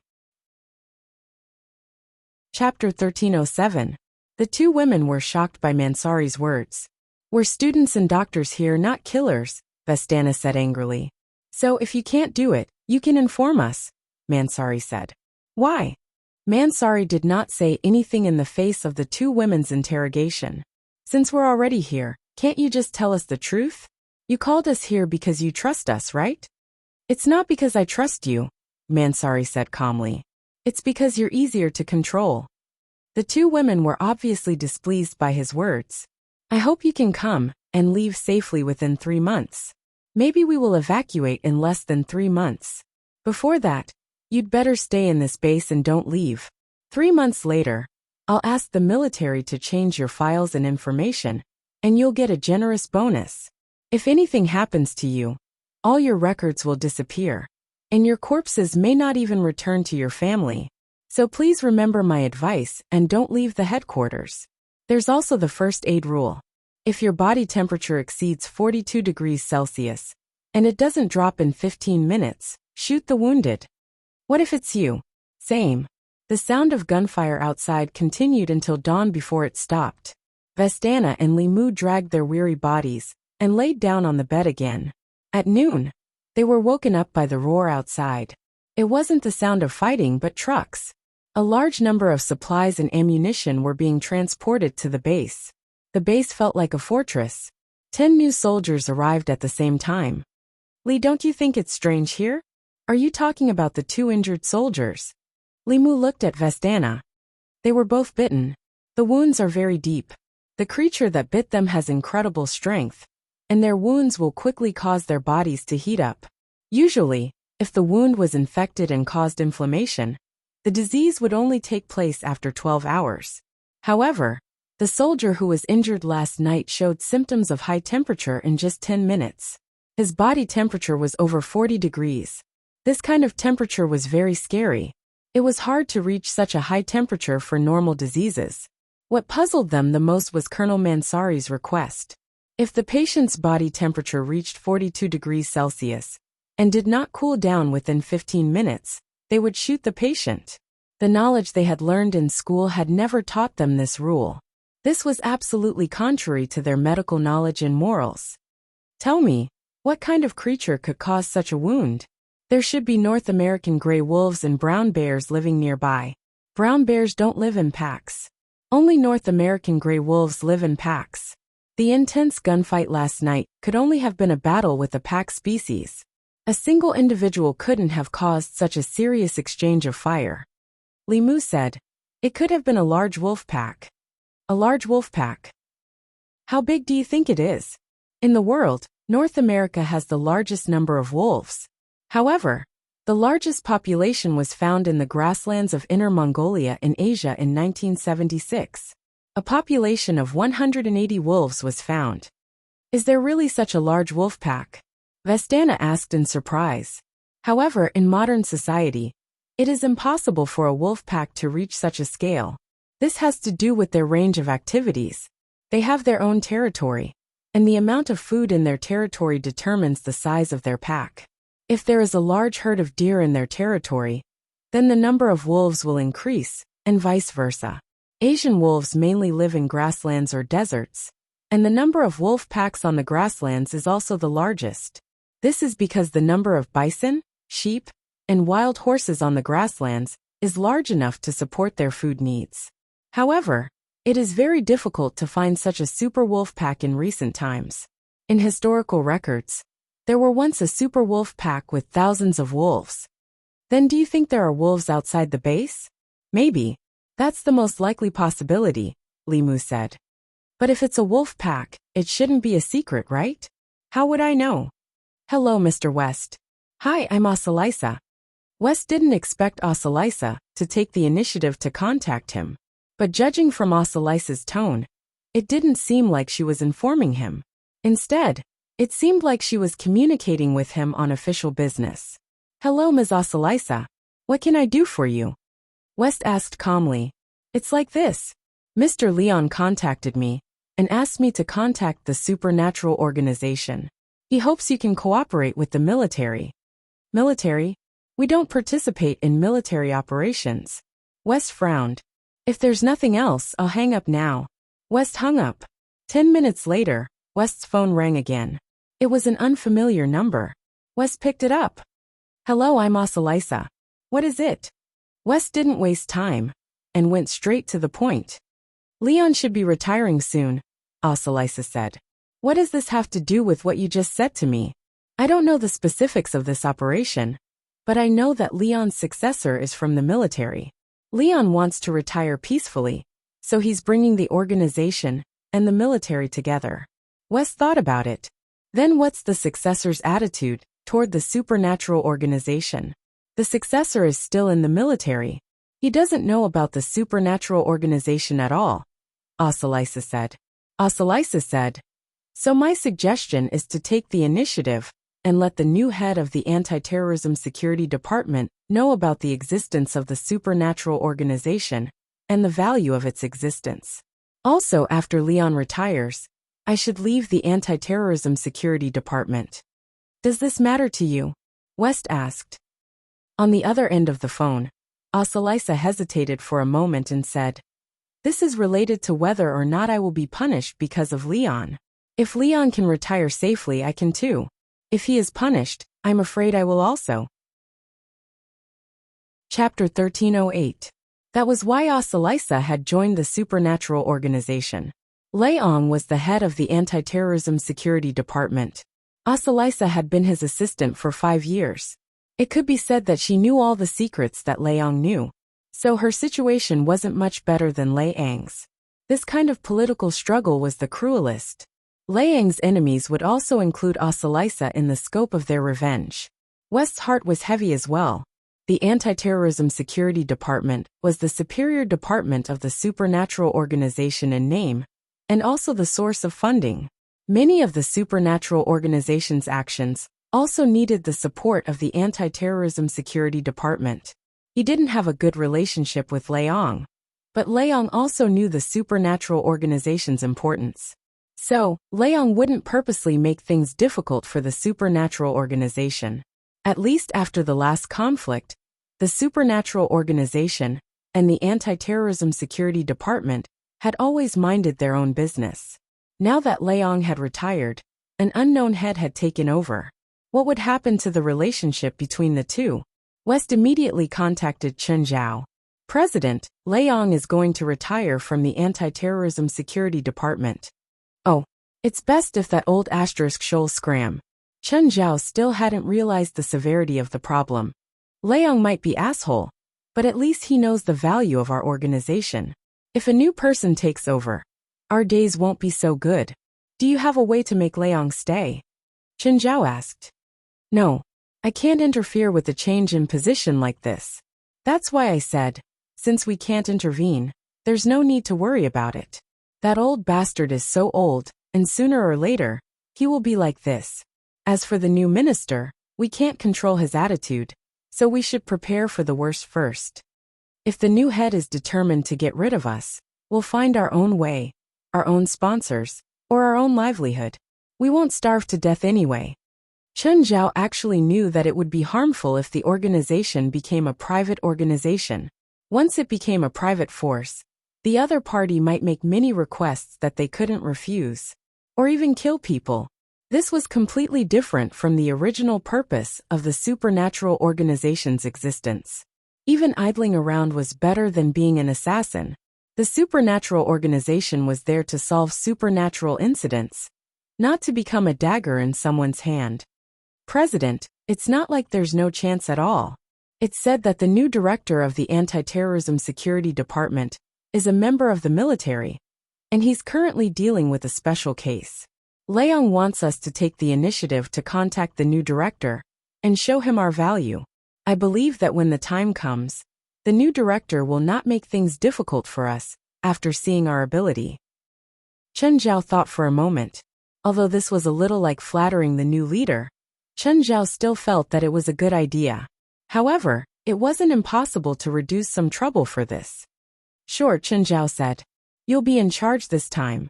Contact them and express our goodwill and abilities. If the new minister is willing, we'll help him solve his problem. Mansari answered the phone with a frown on his face. Are you saying that the Anti-Terrorism Security Department's subordinate department is willing to help solve the problem here? Yes, Colonel Mansari. They also want to use this opportunity to show off their abilities, Leon said. Mansari knew that he would soon be heading to the Counterterrorism Security Department. However, he still knew nothing about it. He only knew that it was a department that mainly dealt with terrorists. But for now, he still didn't know some secrets of the department. He would only know after he was appointed. Mansari frowned. He could more or less understand the other party's intentions. He just wanted to show his value in front of the new leader. However, Mansari was very disdainful of such things. Would a capable department need to do something like this to please their superiors? What's this department called? Supernatural Organization. They specialize in dealing with unconventional incidents, Leon said. Mansari's frown deepened. What kind of messy organization is this? Are they a bunch of charlatans? Colonel Mansari, don't forget that the incident you're facing right now is a supernatural incident. Isn't that? Mansari paused. His tone suddenly turned cold. Do you know what I'm dealing with right now? Colonel Mansari, don't forget that I'm still the director of the Counterterrorism Security Department. As far as I know, this incident here is a secret organization conducting human experiments. Then it went out of control and caused the test subjects to riot. Huh. Colonel Mansari, it seems like you don't know much. Leon's tone was somewhat disdainful. Snow Mountain has always been a dangerous area. Similar incidents have happened in the past few decades. There have been many records of lockdowns, but the situation in the past 2 years has been more serious. It's not a lab that went out of control. It's a pure supernatural incident. The Counterterrorism Security Department has long recorded it. So, the supernatural organization has the ability to deal with this incident. Whether they have the ability or not, why don't you meet them first? If you feel that they don't have the ability, just reject them. It won't do you any harm anyway. I don't have time. You can ask them to send someone to talk to you. Sure. Ask them to be experienced. Leon hung up and pouted. This person from the military really didn't know how to interact with others. His tone was so harsh. It was really uncomfortable. After Mansari hung up the phone with Leong, he picked up the phone and dialed another number. He realized that he'd been kept in the dark. He'd been dealing with this incident for so long, but he didn't know the truth at all. He didn't even know as much as an outsider. This made Mansari very unhappy. Through his contacts in the military, Mansari found some inside information. Just as Leon said, the incident at Toda Snow Mountain last November wasn't the first time. In fact, in the past 50 years, Toda Snow Mountain had been locked down 9 times. Each time, they used avalanches as an excuse to lock down tourists who came to ski. But this time it was the most serious. Even the residents of the town at the foot of the mountain had to move. However, Mansari's friends in the military couldn't find any more information. Chapter 1309. When Mansari came to the dining room, he saw Li Mu and Vestana sitting at the table. They had only been here for 4 days, but they were bored to death. They had been detained for a month last time, but at least they could play with their phones. But this time, even their phones were confiscated. Mansari took the food and walked to the 2 girls. "Can I sit here? Do we have the right to object?" "You're our commander," Li Mu said unhappily. "You sound like you're complaining. You don't trust us," Li Mu said straightforwardly. "Since when do I not trust you? You confiscated our phones. Are you afraid we'll leak information?" "That's the rule, not mine." Mansari sat down. "It's not just you. Every soldier here doesn't have a phone. In the entire base, there's only one phone to contact the outside world." Just then a soldier ran in.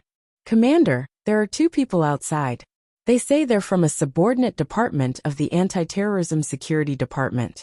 "Ah, that fast." Mansari stood up. "Bring him to my office." Mansari stood up and went to the office. He saw a man at the door. He wasn't a soldier, but the man's aura definitely came from a military camp. Klaus glanced at Mansari, but didn't say anything. He retracted his gaze and leaned against the wall. When Mansari opened the door, he saw an old man in his 60s. There was still some snow on him. It seemed that he had braved the snow to come to the base. West turned and saw Mansari. He immediately stood up. "Hello, Colonel Mansari. I'm West from the Supernatural Organization." Mansari shook hands, but his attitude was cold. Mansari walked to his chair and sat down. He looked at West. "Are you pledging your loyalty to me in advance?" Mansari's tone was mocking. West smiled at Mansari. "Colonel Mansari, I think you're mistaken. I just hope that you can give us fair treatment after you become the head of the Anti-Terrorism Security Department. That's all. Are you suspecting that I won't be fair?" Mansari's aggressive attitude annoyed West a little, but West said patiently, "Because the supernatural organization isn't easily accepted. I hate it when people pretend to be mysterious. I hate scammers. I don't think the Anti-Terrorism Security Department needs a bunch of liars." "Liar? Colonel Mansari, do you think we're liars?" West finally couldn't hold back his anger, and his tone carried a hint of anger. "Am I not clear enough?" Mansari looked at West calmly. "When I became the head of the Anti-Terrorism Department, the first thing I did was disband the so-called supernatural organization." West took a deep breath. "Leon once wanted to do that, but he compromised with us. Do you want to know why?" "Colonel Mansari, I'm not that kind of coward," Mansari said. "I've been on a battlefield, a real one. You can deny us, but you have no right to disband us. Leong doesn't have that right, and neither do you. Our president once made Leong lower his proud head. I'm telling you now, you'll regret it. You'll lower your head to us, I promise." West stood up and slammed his hands on Mansari's desk. "I've been there too. The supernatural organization has been through a war. It was a war far worse than what you know. I won't. I won't lower my head to a bunch of scammers. Never. Get out of here. I don't welcome you here. West turned and left the office. He walked to the door and spoke to Klaus in a low voice. Wait. Mansari walked to the door. Is there anything else? West turned to look at Mansari. I suspect that they have stolen our confidential documents. I want you to be searched, Mansari said. Men search them. Klaus looked at West, and West took a deep breath. Let them search. 2 soldiers came over and began a full-body examination of West and Klaus. West didn't have anything on him, but they found a gun and a military knife on Klaus. Sir, other than the gun and knife, they didn't search for confidential documents. Mansari knew this would be the result. He was just using the opportunity to make things difficult for them. He was just annoyed with them. Give him back the gun, Mansari said. At the same time he looked at Klaus. You look like a real soldier. Why don't you work for me? Our boss doesn't like traitors, Klaus said calmly. Also, you don't have the right. Your boss, the so-called chairman of the supernatural organization? Mansari sneered at Klaus and West. Can we go now? West asked. Yes. I hope you won't humiliate yourselves next time. I don't care about our rudeness, but you better not be rude to our chairman. He doesn't have a good temper. He won't listen to you. I'm looking forward to meeting your chairman. Let's go. West and Klaus left the base. Mr. West, that guy seems to be very hostile toward us, Klaus said. People from the military are all the same, West said calmly. They all have an attitude of distrust and suspicion. I'm also from the military, Klaus said, speechless. If it was you back then, would you believe in supernatural things? Well, Klaus hesitated for a long time. Indeed, Klaus had been a firm believer in materialism. Back then, he had only believed in the gun in his hand and the teammates behind him. Ignorant people are always so arrogant, West said. But that guy humiliated you like that. Can you take it? What should we do? Kill them all? West suddenly stopped. We seem to have guests. Klaus held a gun in one hand and a knife in the other. In the wind and snow, a few figures could be seen. It's such a big snowstorm, West complained. Why can't these guys stay at home and warm themselves? Why do they have to come out and cause trouble? This is too much. They don't understand the elderly at all. Mr. West, I don't have many bullets. There aren't many of them. As long as you don't waste bullets and shoot one at a time, you can still kill them all. Chapter 13:10. Sir, we heard gunshots in the blizzard. Oh, Mansari frowned. Were those 2 attacked? Send someone to check the situation. If they're not dead, drag them back. After a while the soldier ran back. Sir, we didn't find any traces of those 2 at the scene. There are only 12 of those things' bodies. 12? Mansari's eyes widened. Are you sure? Did they have strong firepower? That makes sense. If they weren't prepared, they wouldn't have dared to come here. Sir, the 12 monsters' fatal wound was in their heads. Each of them was shot in the head by a 0.8mm pistol. That's the number of bullets in a CZ-75 pistol. Impossible. Mansari immediately denied. Pistols can't hit those things, not to mention 1 bullet for one. Also, their skin can't be penetrated by small-caliber firearms. The bullets went through their eyeballs, the soldier said. Mansari's pupils contracted. All 12 monsters? Yes, we've checked their bodies. Suddenly, intense gunshots came from outside. Mansari immediately rushed out of the door. Another fierce battle ensued outside the base. The soldiers who had been stationed in front of the defensive structure outside kept shooting at the snowstorm. Figures were moving in the blizzard. The soldiers began to fire wildly and threw grenades from time to time. Da-da-da. Boom. Mansari jumped in front of a machine gun and fired into the blizzard. But at that moment, a figure broke through the hail of bullets and jumped into the fortification. It was a giant white wolf. Its body length was more than 3 meters, and it definitely weighed more than 200 kilograms. The white wolf pounced on the soldier closest to it. The other soldiers immediately fired at the white wolf. The white wolf's body was covered in blood, but it didn't fall. It continued to bite the soldier below it. Boom! The soldier pulled the grenade, and with a loud bang, the white wolf was sent flying. The soldier was also killed. Mansari's expression didn't look too good, but the battle continued, and he didn't have time to mourn the dead soldier. At that moment, the base's door opened. Limu and Vestana heard the commotion and came out to check on the situation. However, when he saw the corpse of the giant white wolf on the ground, he was shocked. "What are you doing out here? Go back inside." At this time, the battle was very fierce. The sound of wind and snow mixed with the sound of gunfire. Suddenly, a snow-white figure broke through the blockade and charged in. This white figure wasn't a wolf. Or more accurately, it wasn't completely a wolf. He was a size smaller than the white wolf he had killed earlier. He was about 2 meters tall, and he was standing upright. A word popped up in Limu and Vestana's minds: werewolves. The werewolves were too fast. Even at close range, it was difficult to hit them. Moreover, the werewolf would only stagger a few steps after being hit. It wouldn't cause any fatal damage. Mansari's reaction was extremely fast. She raised the shotgun beside her and locked onto the werewolf's head. Bang! The werewolf's head was blasted open and immediately fell to the ground in a bloody mess. However, the werewolf was not completely dead. Mansari fired another shot at the werewolf. The battle lasted for half an hour.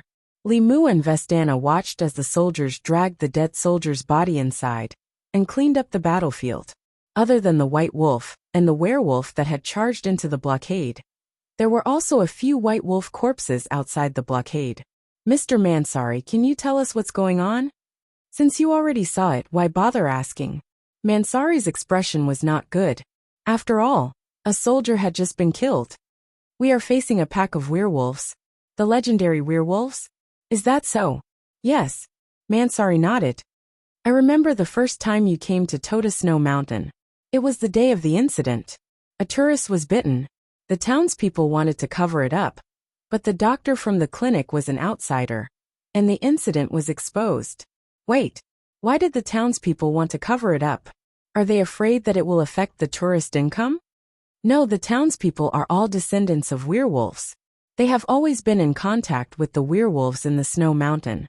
Because of that incident, the military finally noticed it," Mansari said. "Why didn't the military exterminate the werewolves? Can't they do it?" At this moment, a soldier hurriedly ran in. "Sir, outside. What's going on outside?" "There's an old man outside. He said he's the representative of the werewolves. He wants to negotiate with you." Mansari rushed out of the base and saw an old man standing at the gate. The soldiers around him were all pointing their guns at the old man. Limu and Vestana followed him out and looked at the situation outside. Mansari stared at the old man. "You are a werewolf. We call ourselves the Belvos," the old man said. "What do you want to talk to me about?" "Evacuate," the old man said. Mansari smiled. He did not have the right to order an evacuation. Even if he did, he would not leave. He was going to exterminate these werewolves and this so-called Belvov clan. "Do you think that's possible? You humans have betrayed us. Your blockade this time was premeditated. You monsters attacked ordinary people first," Mansari said coldly. "And you tried to cover up the truth, which caused the situation to escalate. No, you don't understand at all. The person who was bitten asked for it. He and that doctor, they are not ordinary people. They are Kunkka sect disciples. They wanted to use the military to kill us, the Belvos," Zhao Yu said. "I don't care if you're a Kunkka sect disciple, and I don't care what grudges you have. My duty is to lock down this place and kill all the creatures that appear in my sight. You only have 2 choices now. Either we kill you all, or you surrender." Chapter 13:11. "Take him away and lock him in our cell," Mansari said. "Let him stay with the corpses of his bastards. Watch him. If he dares to do anything strange, kill him." "You're keeping me?" The old man stared at Mansari. "You'll regret it." "I've never regretted taking him away." Just like that, the old man was taken away by 2 soldiers. The 2 soldiers kept pointing their guns at him. If the old man did anything that made them uneasy, they would shoot immediately. Limu and Vestana stepped aside to make way for the old man. When the old man walked past them, they felt a chill run down their spines. The old man suddenly stopped. The 2 soldiers behind him raised their guns nervously. "Go. Don't move," The old man ignored them. You two don't look like soldiers. Li Mu and Westana became even more nervous. Run away. Soon, this place will become hell. With that, the old man went straight into the depths of the base. President, that guy has a bad temper. He didn't even give me any face. He even said that he would disband the supernatural organization. Why does he have the same attitude as that old Shoal Leon? Chen Zhao asked, annoyed. West only gave a brief explanation. He didn't go into too much detail. If he told Chen Zhao everything that Mansari had done, Chen Zhao would definitely go berserk. Since he doesn't want to coexist peacefully with us, just ignore him. Where are you now? Klaus and I are still in the Canadian border city. When are you coming back? President, I heard some news. Do you want to hear it? What news? It's about the legend of Mount Tota Snow Mountain. The area that the military sealed off? Yes, the legend here, West said. Wester said, legend has it that there are two legendary creatures in the Great Pagoda Snow Mountain. One is the wolf spirit, and the other is the snow demon. The wolf spirit is known as the Belvos clan, and the snow demon is known as the Kunkka clan. The two clans have been enemies for generations, killing each other until a human witch joined the Belvos. The balance of the war finally tilted towards the Belvos. The snow demons were slaughtered, and the king of the snow demon, Kunkka, was sealed in the Great Pagoda Snow Mountain. The wolf spirit and snow demon actually exist, right? According to the locals, the wolf spirit is probably a werewolf clan. But werewolves came from Europe in the 18th century, while the legend of the wolf spirit is from the earliest immigrants. West paused for a moment before continuing. I found out that there's a cult in Canada called the Kunkka sect. They believe in the god of the snow mountain. Their teachings are very twisted, and their actions are even more extreme. They often kidnap innocent people and send them to the snow mountain before dismembering them. Since the last century, there have been more than 23 suspected Kunkka sect sacrificial ceremonies in Canada. Oh, does this have anything to do with us? It has nothing to do with us, but according to my investigation, someone was bitten by a creature suspected to be a wolf on the snowy mountain, and the victim disappeared. So I suspect that the initial victim was just a trap that lured the Belvos and the military into this trap. Actually, we don't need to consider who's right and who's wrong. Don't make things so complicated, Chen Zhao said. Let's consider one thing now. Should we intervene? West froze. If this keeps getting worse and ends up in the hands of the Anti-Terrorism Security Department, we might have to intervene in the end. That's right, Chen Zhao said. So we don't have to wait until it's too late. We have to consider when we can get the most benefits. Then when do you think we should act? If the information you found is true, then Kunkka sect's goal is to release the king of the snow demons. The military base is about to collapse. That's our chance. Under what name? Do we need any name? We're the supernatural organization. Chen Zhao chuckled. Have you forgotten our duty? Chen Zhao never felt that maintaining peace in the supernatural world was the supernatural organization's duty. In reality, most of what they did was passive. Things happened and people came to them. Only then would they act according to the circumstances. But according to the initial concept of the supernatural organization, when they knew of supernatural events, they would act first and solve the problem. In layman's terms, the supernatural organization had always been very inactive and irresponsible. In other words, they wouldn't act unless the higher-ups came to them. President, if that guy still doesn't know what's good for him, I suggest we let him die there. What about his background? He's from the military. Will he cause trouble for us? I've checked his basic files. I've looked into his basic files. He first served in the Marine Corps and was on the Wildcat battlefield. He was once the captain of a commando team, then served as a flying instructor at an Air Force base for 3 years, and then served as a military officer at the Overseas Combat Command for 2 years. After that, he was transferred back to the country and became an officer in charge of domestic combat operations. To put it simply, this guy is a substitute who fills in the gaps. He was appointed to replace Liang because of Liang's poor performance in recent years, and also because he's old. So the higher-ups want to send a more ambitious person to take over the position of the Anti-Terrorism Security Department Minister. His parents are ordinary people without any political background, and he was able to take over the Anti-Terrorism Security Department because of his outstanding performance in the military. Then we'll do as you say. If I still feel his evil intentions when we arrive. To be honest, some things were out of one's control. Chen Zhao used to hate scheming and deceiving people. But now, Chen Zhao had become the kind of person he used to hate the most. For example, Chen Zhao used to hate capitalists, but now, he was a real capitalist. People would change, and they would change unknowingly. Don't call me tonight. I don't have time. After hanging up, Chen Zhao entered the river map. Chen Zhao needed to continue learning new spells. The Thousand Swords spell wasn't perfected yet. Chen Zhao could already learn basic attacks, but he could only attack without any technique. Chapter 13:12. If it was a small-scale attack, Dark Magma was obviously better than Imperial Thousand Swords. However, Dark Lava's range wasn't large. It could only attack within a 30-meter radius. Beyond that, the density of the attacks would decrease. Royal Thousand Swords was much better in range, but it was much weaker in control than Dark Lava. Dark Lava was produced by Chen Zhao's King of Wrath bloodline. It was as natural as Chen Zhao's hands and feet. But Royal Thousand Swords was more like a craft. It needed to be practiced. Right now, Royal Thousand Swords couldn't compare to Dark Lava. At least, Chen Zhao couldn't control it as he wished. What Chen Zhao needed to practice now was to split the Thousand Swords into 2 waves. Practicing Royal Thousand Swords was difficult and complicated. However, Chen Zhao could feel that Royal Thousand Swords' functionality was even better than his other abilities and spells.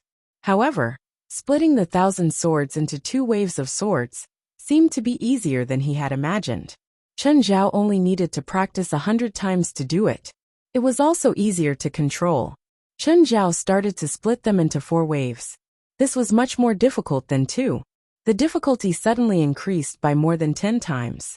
It was difficult for Chen Zhao to even separate the 4 sword waves, let alone control them. It was very difficult. It might have something to do with human habits. He was used to using both arms, so it was easy for him to split the 2 waves of swords. But he couldn't grasp the point of the 4 waves. Chen Zhao still used the old method, which was the stupidest method. He had to practice tirelessly, correct, and try again and again. Humans had muscle memory, but they also had magic memory. There was no such thing as never being able to learn. As long as it was within his abilities, and he practiced enough, he would eventually learn. Chen Zhao practiced almost 10,000 times. Now he could barely split them into 4 waves, but he still couldn't attack. When Chen Zhao came out of the river map, it was already late at night. Fei Lai was already asleep. Chen Zhao sat in the middle of Mirror Lake and meditated. This was when Cerberus and Little Nine were the most active. But Little Nine was already very big now. Its growth was completely unlimited.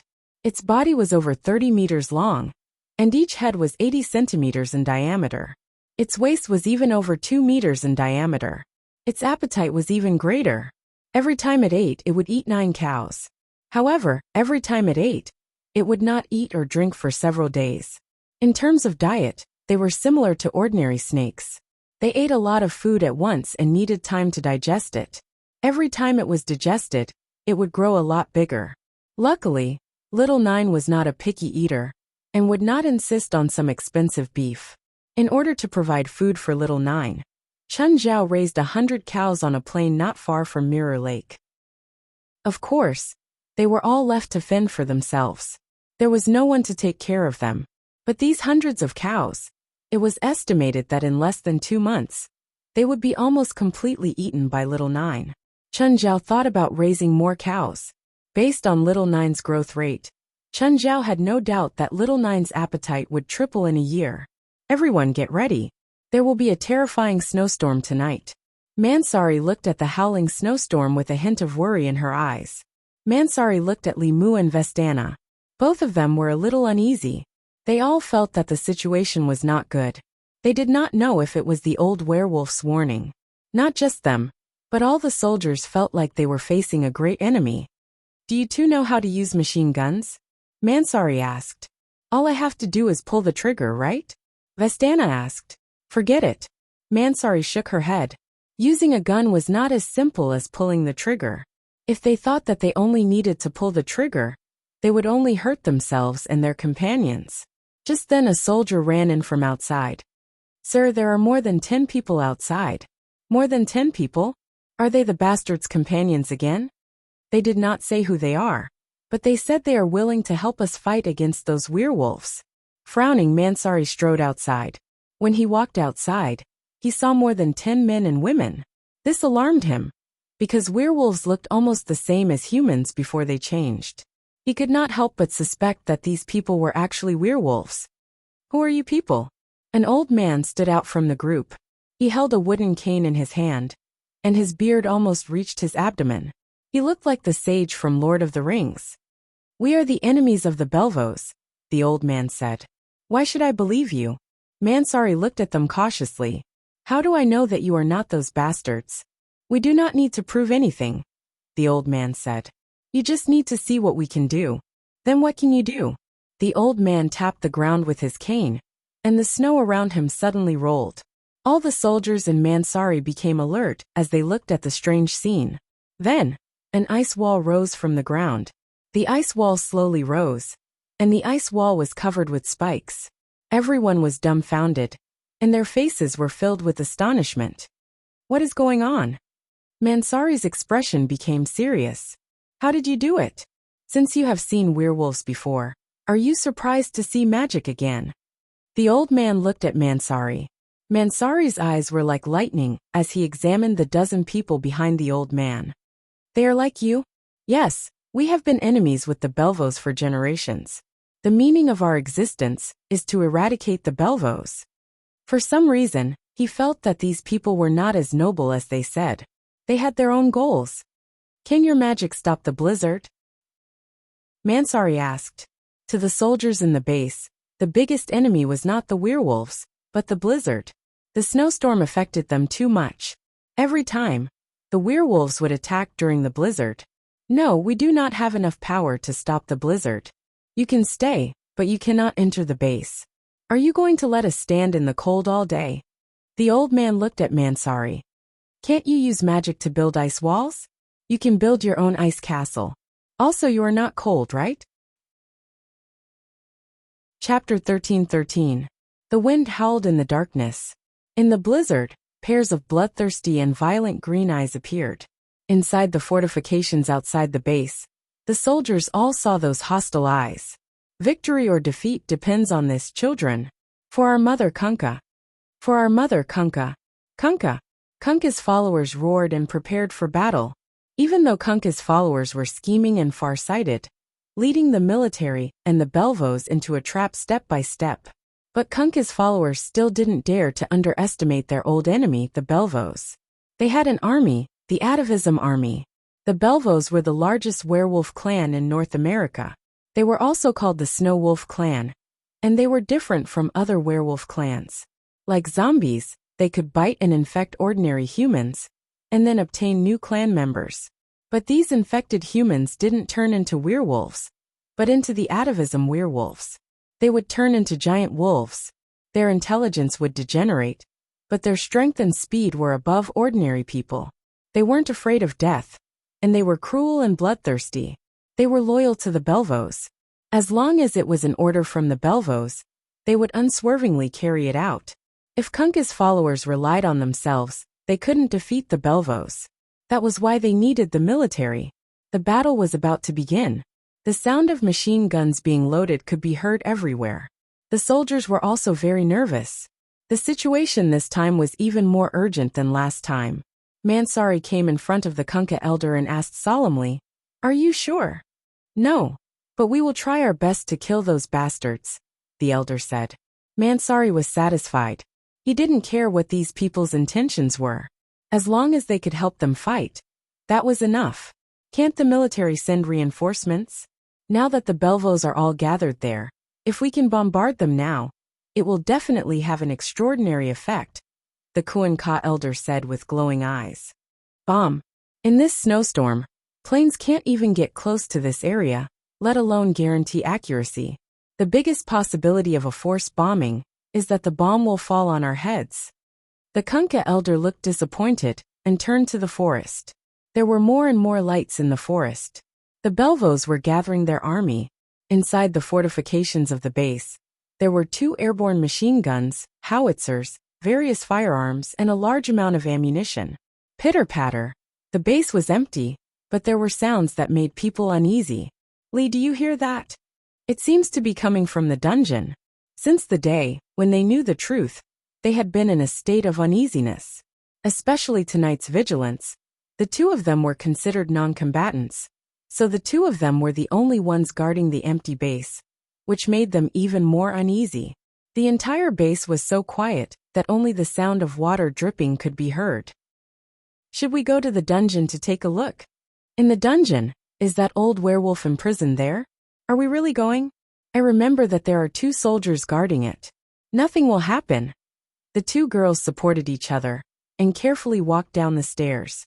It sounded like something was chewing, and it did come from the depths of the dungeon. When they arrived at the dungeon, they saw 2 guards lying on the ground. But they were not dead, at least not yet.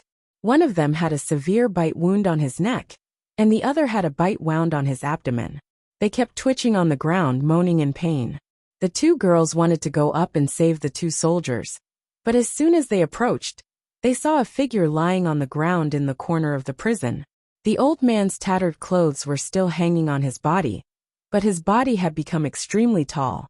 White fur covered his entire body, but there were still bloodstains on the white fur. This tall werewolf was the old man. The old werewolf was lying on the ground, eating the bodies of his own kind. Vestana and Limu were so scared that their limbs turned cold. They had never seen such a bloody scene. The old werewolf turned his head and looked at the 2 girls, but he ignored them and continued eating the bodies on the ground. Limu immediately picked up the gun on the ground and pointed it at the old werewolf. The old werewolf seemed to have sensed something and turned to look at Limu. "Child, this has nothing to do with you." The old werewolf stood up. He was taller than the werewolves the 2 girls had seen before, at least 3 meters tall. Was this still the old man? Was he really the old man in disguise? The 2 girls were so scared that their faces turned pale. The old werewolf easily twisted the iron bars with his claws, as if he was twisting 2 noodles. When the old werewolf stood in front of Limu and Vestana, the 2 girls were so scared that they did not dare to move. That terrifying aura felt like they would be torn apart if they moved even a little. The old werewolf raised his claws lightly, picked up the machine gun in Limu's hand, and threw it far away. "As long as you stay here obediently, you will not be harmed.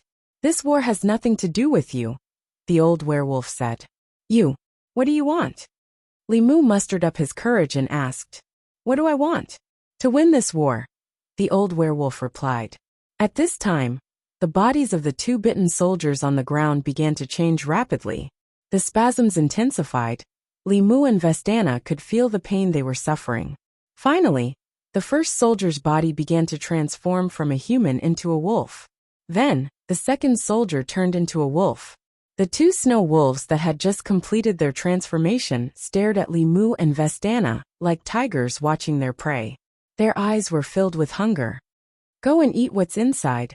This war has nothing to do with them," the old werewolf ordered. The 2 snow wolves looked at the 2 girls, but in the end, they turned back into the prison and began to devour the corpses. "We are not beasts," the old werewolf said. "At least we are rational.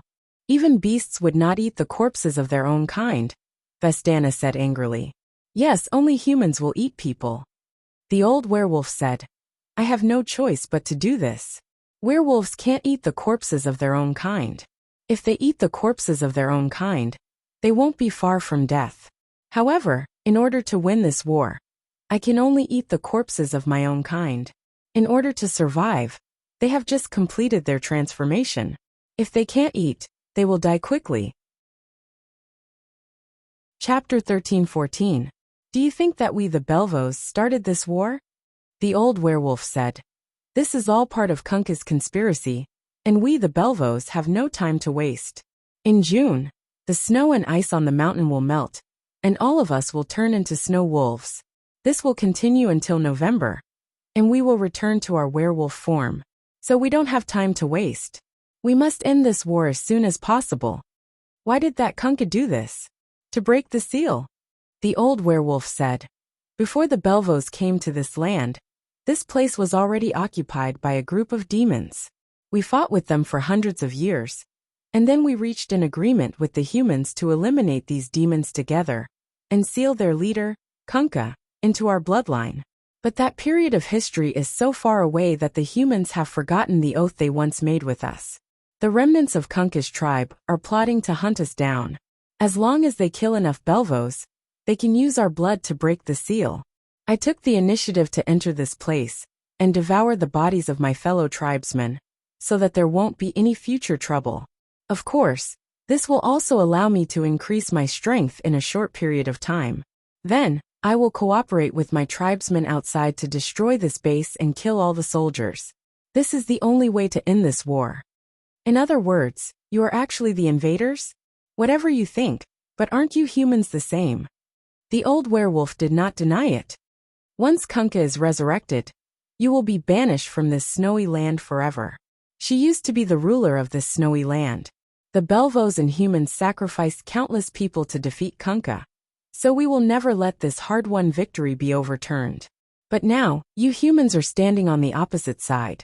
Humans are no longer the barbarians of the past. The human army can crush everything, Westana said firmly. Humans may be able to rule everything outside, but not here. The human army can't even enter this place, the old werewolf said indifferently. The old werewolf said indifferently.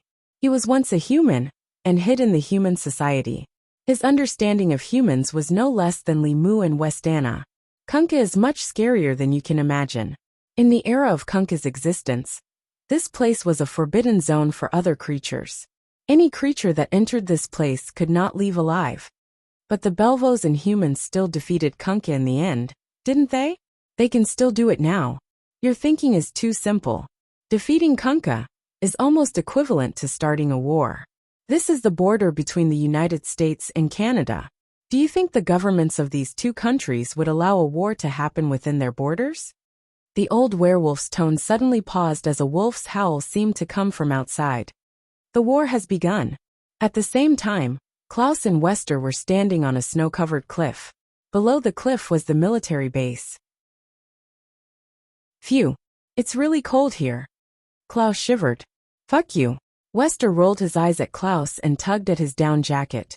You're the one who insisted on wearing this thin field outfit. How can I fight while wearing a down jacket? Klaus felt cold, but it was not to the point where he could not bear it. Mr. Wester, why don't you learn other spells such as fire? That can bring me some warmth. The temperature below 20 degrees Celsius, coupled with the attack of the snowstorm, did cause some trouble for him, but it was not fatal. Their battle has begun, Klaus said with a pair of binoculars. It's about time to inform the president and the others. You call the president. I'll call Gaia and the others. No, the president just said not to call him tonight. It's 3 in the morning now. If you call him now, he might kill you. Klaus immediately refused. You asterisk Scholl, that's an order. Mr. Wester, why don't you call? Wester did not want to call either. It was scary to disturb Chunjiao's sleep, especially since Feilai's belly was so big now. Chunjiao almost stopped anything that could disturb her, especially the phone. Whatever. The military base below isn't that easy to break through. I believe they can last until dawn. God bless them. Wester did not plan on saving the people in the military anyway. If they died, so be it. I think the president knows a little wolf girl. Huh? Does the president know other werewolves? If we just stand by and watch, won't the guild leader blame us? There are so many werewolves in the world.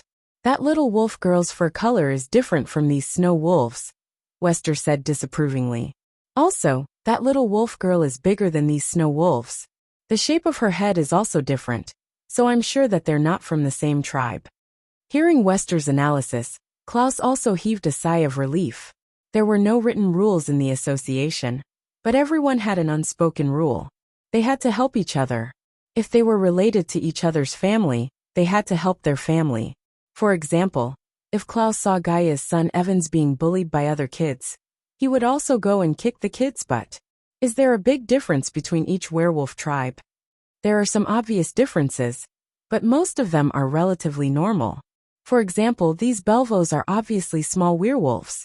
Generally, an adult werewolf is about 2.5 meters tall. But this group of werewolves is only 2 meters tall. But their speed is really fast, and in terms of defense, they are also stronger than ordinary werewolves. Those spiritualists are Kunkka's disciples, right? Are they the ones stirring up trouble behind the scenes? It should be them. Suddenly, a beam of light appeared in the distance.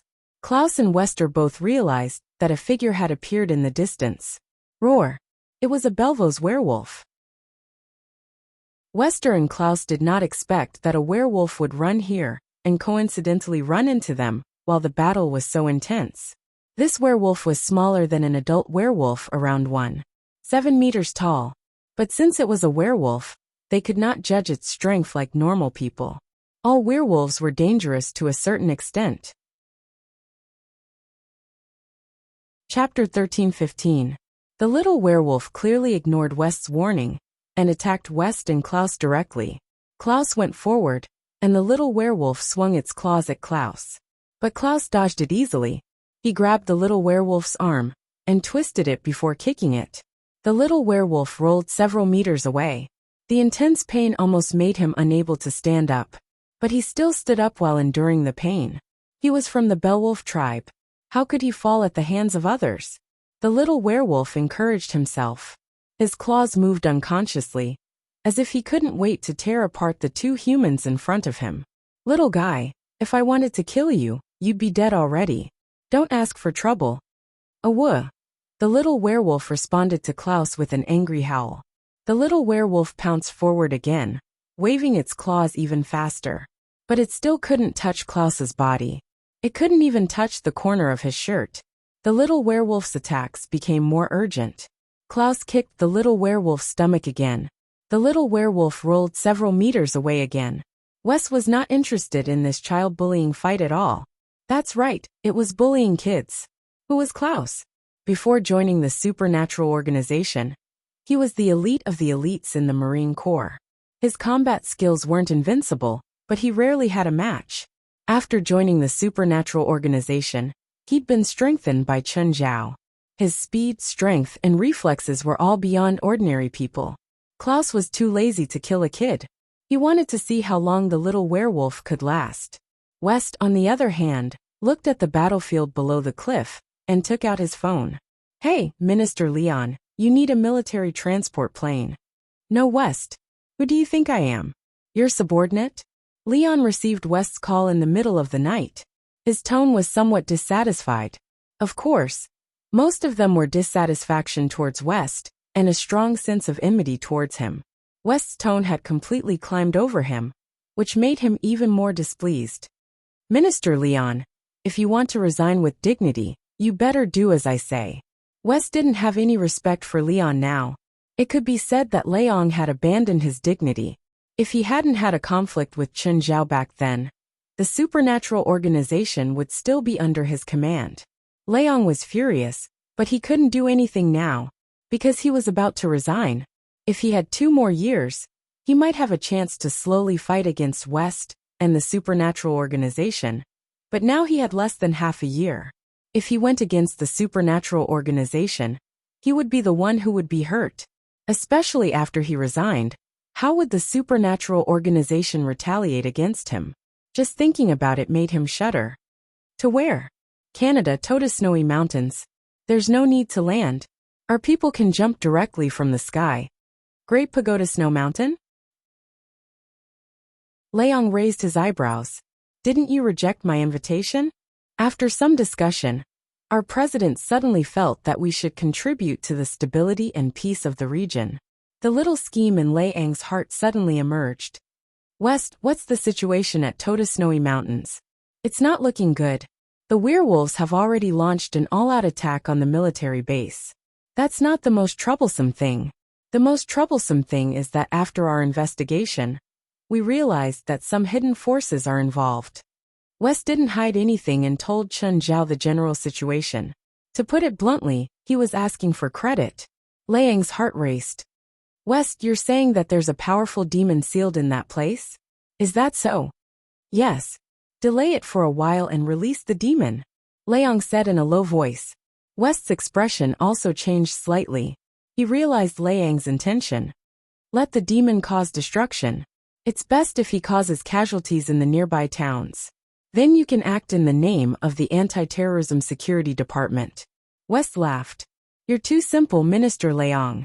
There are no towns within dozens of kilometers. The closest one is 240 kilometers away from Toda Snowy Mountains. Also, we don't know if the demon called Kunkka has that much destructive power.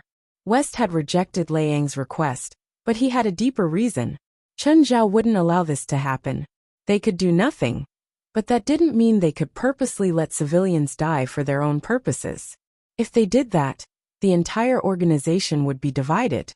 After all, most members definitely wouldn't allow this to happen.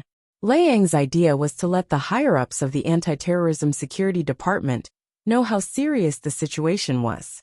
If they couldn't solve it, but the Anti-Terrorism Security Department could, then Leong would be able to get enough credit. By then, he might not resign but get a promotion. West was willing to benefit from the supernatural organization. But that was only if the situation allowed it. He wouldn't destroy the unity of the organization. Chen Zhao trusted West not only because he was cunning. The main reason was that West was always clear-headed. His magic was slow field, but the predecessor of slow field was actually sharp mind. Leong was anxious too. He'd asked the supernatural organization to help, because he wanted to do Mansari a favor. Moreover, he didn't think that the situation at Toda Snowy Mountains was that bad. But after hearing West's words, he realized that the situation was more serious than he'd imagined. But it was precisely because of this that he found a trace of hope. Give me 3 hours. I'll report to the higher-ups. West thought for a moment. 3 hours? Perfect. There were only 3 hours until daybreak. He could inform Chen Zhao, and the others then fly over. The timing was just right. Okay, 3 hours. West glanced at the battlefield below. The military base could still hold on for now. Of course, how long would it last would depend on how much ammo and firepower the base had. It also depended on how determined the Belvos were to take down the military base.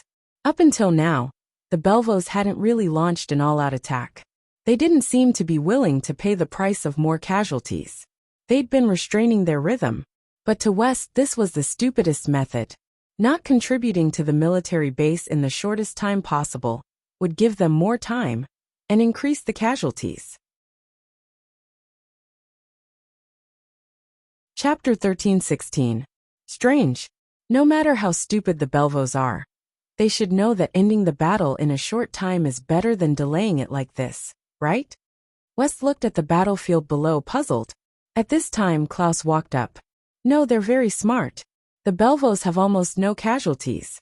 They're creating the illusion of an all-out attack. But in reality, they've been moving around in the forest. They're wasting the military's ammunition. If they attack directly, it'll only increase the casualties. Where's that little werewolf? West turned around and realized that the little werewolf had disappeared. He ran away. Ran away. I wanted to knock him out, but I didn't manage to knock him out.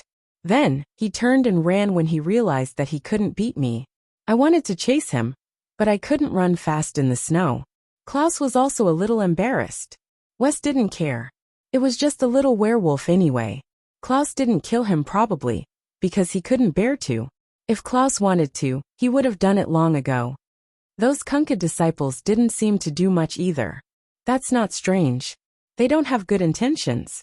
They probably want the military and the Belvos to fight to the death.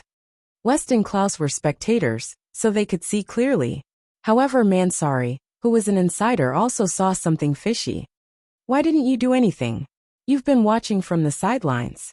Mansari questioned Kunkka. His tone was full of doubt and distrust. What do you want us to do? Charge into the forest and die? We'll be shot full of holes by your soldiers before we even get in. If those cunning bastards don't come out, there's nothing we can do. We don't have much ammunition left, Mansari said. We can't let them stall like this. I can't do anything either. If they could charge out with all their strength, the situation would be better. But if they don't come out, there's nothing I can do, Kunkka said helplessly. Kunkka finally understood. The Belvos had been tricked by them, but they weren't stupid. If one more of their clansmen died, Kunkka's seal would weaken. That was why they used this method to stall for time. They wanted the base to run out of ammunition before launching an all-out attack. The corner of Kunkka's mouth inadvertently revealed a trace of coldness. Mansari saw Kunkka's cold eyes and became even more wary of them. The battle had been going on for several hours. It was already 7 in the morning, but the sky was still gray, and there was almost no light. The snowstorm lasted for an entire day and showed no signs of subsiding. Instead, it became more and more intense. Mansari was getting more and more impatient. This couldn't go on. The situation must be changed. Mansari glanced at the base behind her. Retreat into the base. Don't waste your bullets outside, Mansari yelled. In an open space, these wolf cubs could rely on the terrain to dodge, and they could also distance themselves. Medium and small caliber firearms do very little damage to them, unless he could close the distance. However, under such circumstances, there was only one way to close the distance. That was to introduce the belve of werewolves into the facade. Using the layout of the building to eliminate these wolf cubs, the soldiers retreated into the building one after another. The followers of Kunkka followed. Just as Mansari expected, the werewolves began to rush into the entrance. The prepared soldiers had already set up machine guns on the opposite side of the entrance. The soldiers immediately returned fire. One of the werewolves was immediately shot full of holes. At this time, the belve of werewolves that surrounded them began to attack from all directions. They didn't just attack the main entrance. They also used their climbing and jumping abilities to climb the walls of the base and enter from the roof. We can start now, Kunkka whispered to the people around him. While the soldiers weren't paying attention, one of the followers left. Mansari was already on guard against these followers. When he saw one leave, he immediately yelled, "Stop, where are you going?" However, the follower didn't care about Mansari's yelling and continued to leave. "Stop!" Mansari pointed his gun at the follower. "Colonel, the werewolves have already attacked from other places. He's going to stop them," Kunkka said. Just then, a loud wolf howl came from outside. Then a wolf howl came from the dungeon. 2 snow-white giant wolves rushed out of the dungeon and bit anyone they saw. In an instant, the scene became chaotic. Damn it! Mansari immediately turned his gun around. He didn't expect 2 giant wolves to rush out of the dungeon. The originally prepared defense also fell into chaos. A few more giant wolves rushed in from the entrance of the base. The Kunkka follower from before had already left during the chaos. He found the location of the armory. There was also a large amount of ammunition stored in the armory, including many high explosives. Boom, boom, boom, boom, violent explosions kept erupting inside the base. In an instant, the ground shook, and the entire building was on the verge of collapse. This was the Kunkka followers' plan. They wanted the belve of werewolves to enter the base, and then detonate the armory. Terrifying shockwaves were constantly being released, one after another in an endless stream. Everyone was caught up in the explosion that had been carefully planned, including the old werewolf in the dungeon Limu and Vestana. The Kunkka follower used their ice magic to create ice walls and wrap themselves in them. But some Kunkka followers were still caught in the explosion. The ice was not truly indestructible. After all, it was a weapon that could sustain a war. The destructive power of detonating it at the same time was almost unimaginable. At this moment, both the werewolves and the human soldiers were helpless in the face of this sudden disaster. The air was filled with the smell of blood and smoke. The entire base was razed to the ground in the violent explosion. Great Lord of Winter, King of Ice, Holy Spirit of the Blizzard, I offer my filthy blood to you. Answer my call. Use your power of winter to freeze all the unforgivable. Wake up, my mother Kunkka. Wake up, our mother Kunkka. Wake up. All the Kunkka followers shouted at the top of their lungs and chanted magic spells together with the old man. Mansari was lucky to not die, but he was seriously injured. He tried his best to prop himself up and pointed his gun at a Kunkka follower. Bang! Mansari fired without hesitation. You're tuning in to the Li Mei's Wuxia Whispers YouTube channel. We're so grateful for your support. And don't forget to subscribe to join us on this incredible journey through captivating stories. Your generosity through donations truly makes a world of difference, as it's the primary source of revenue that allows me to expand and enhance this channel for you. Thank you from the bottom of my heart for being a part of this adventure.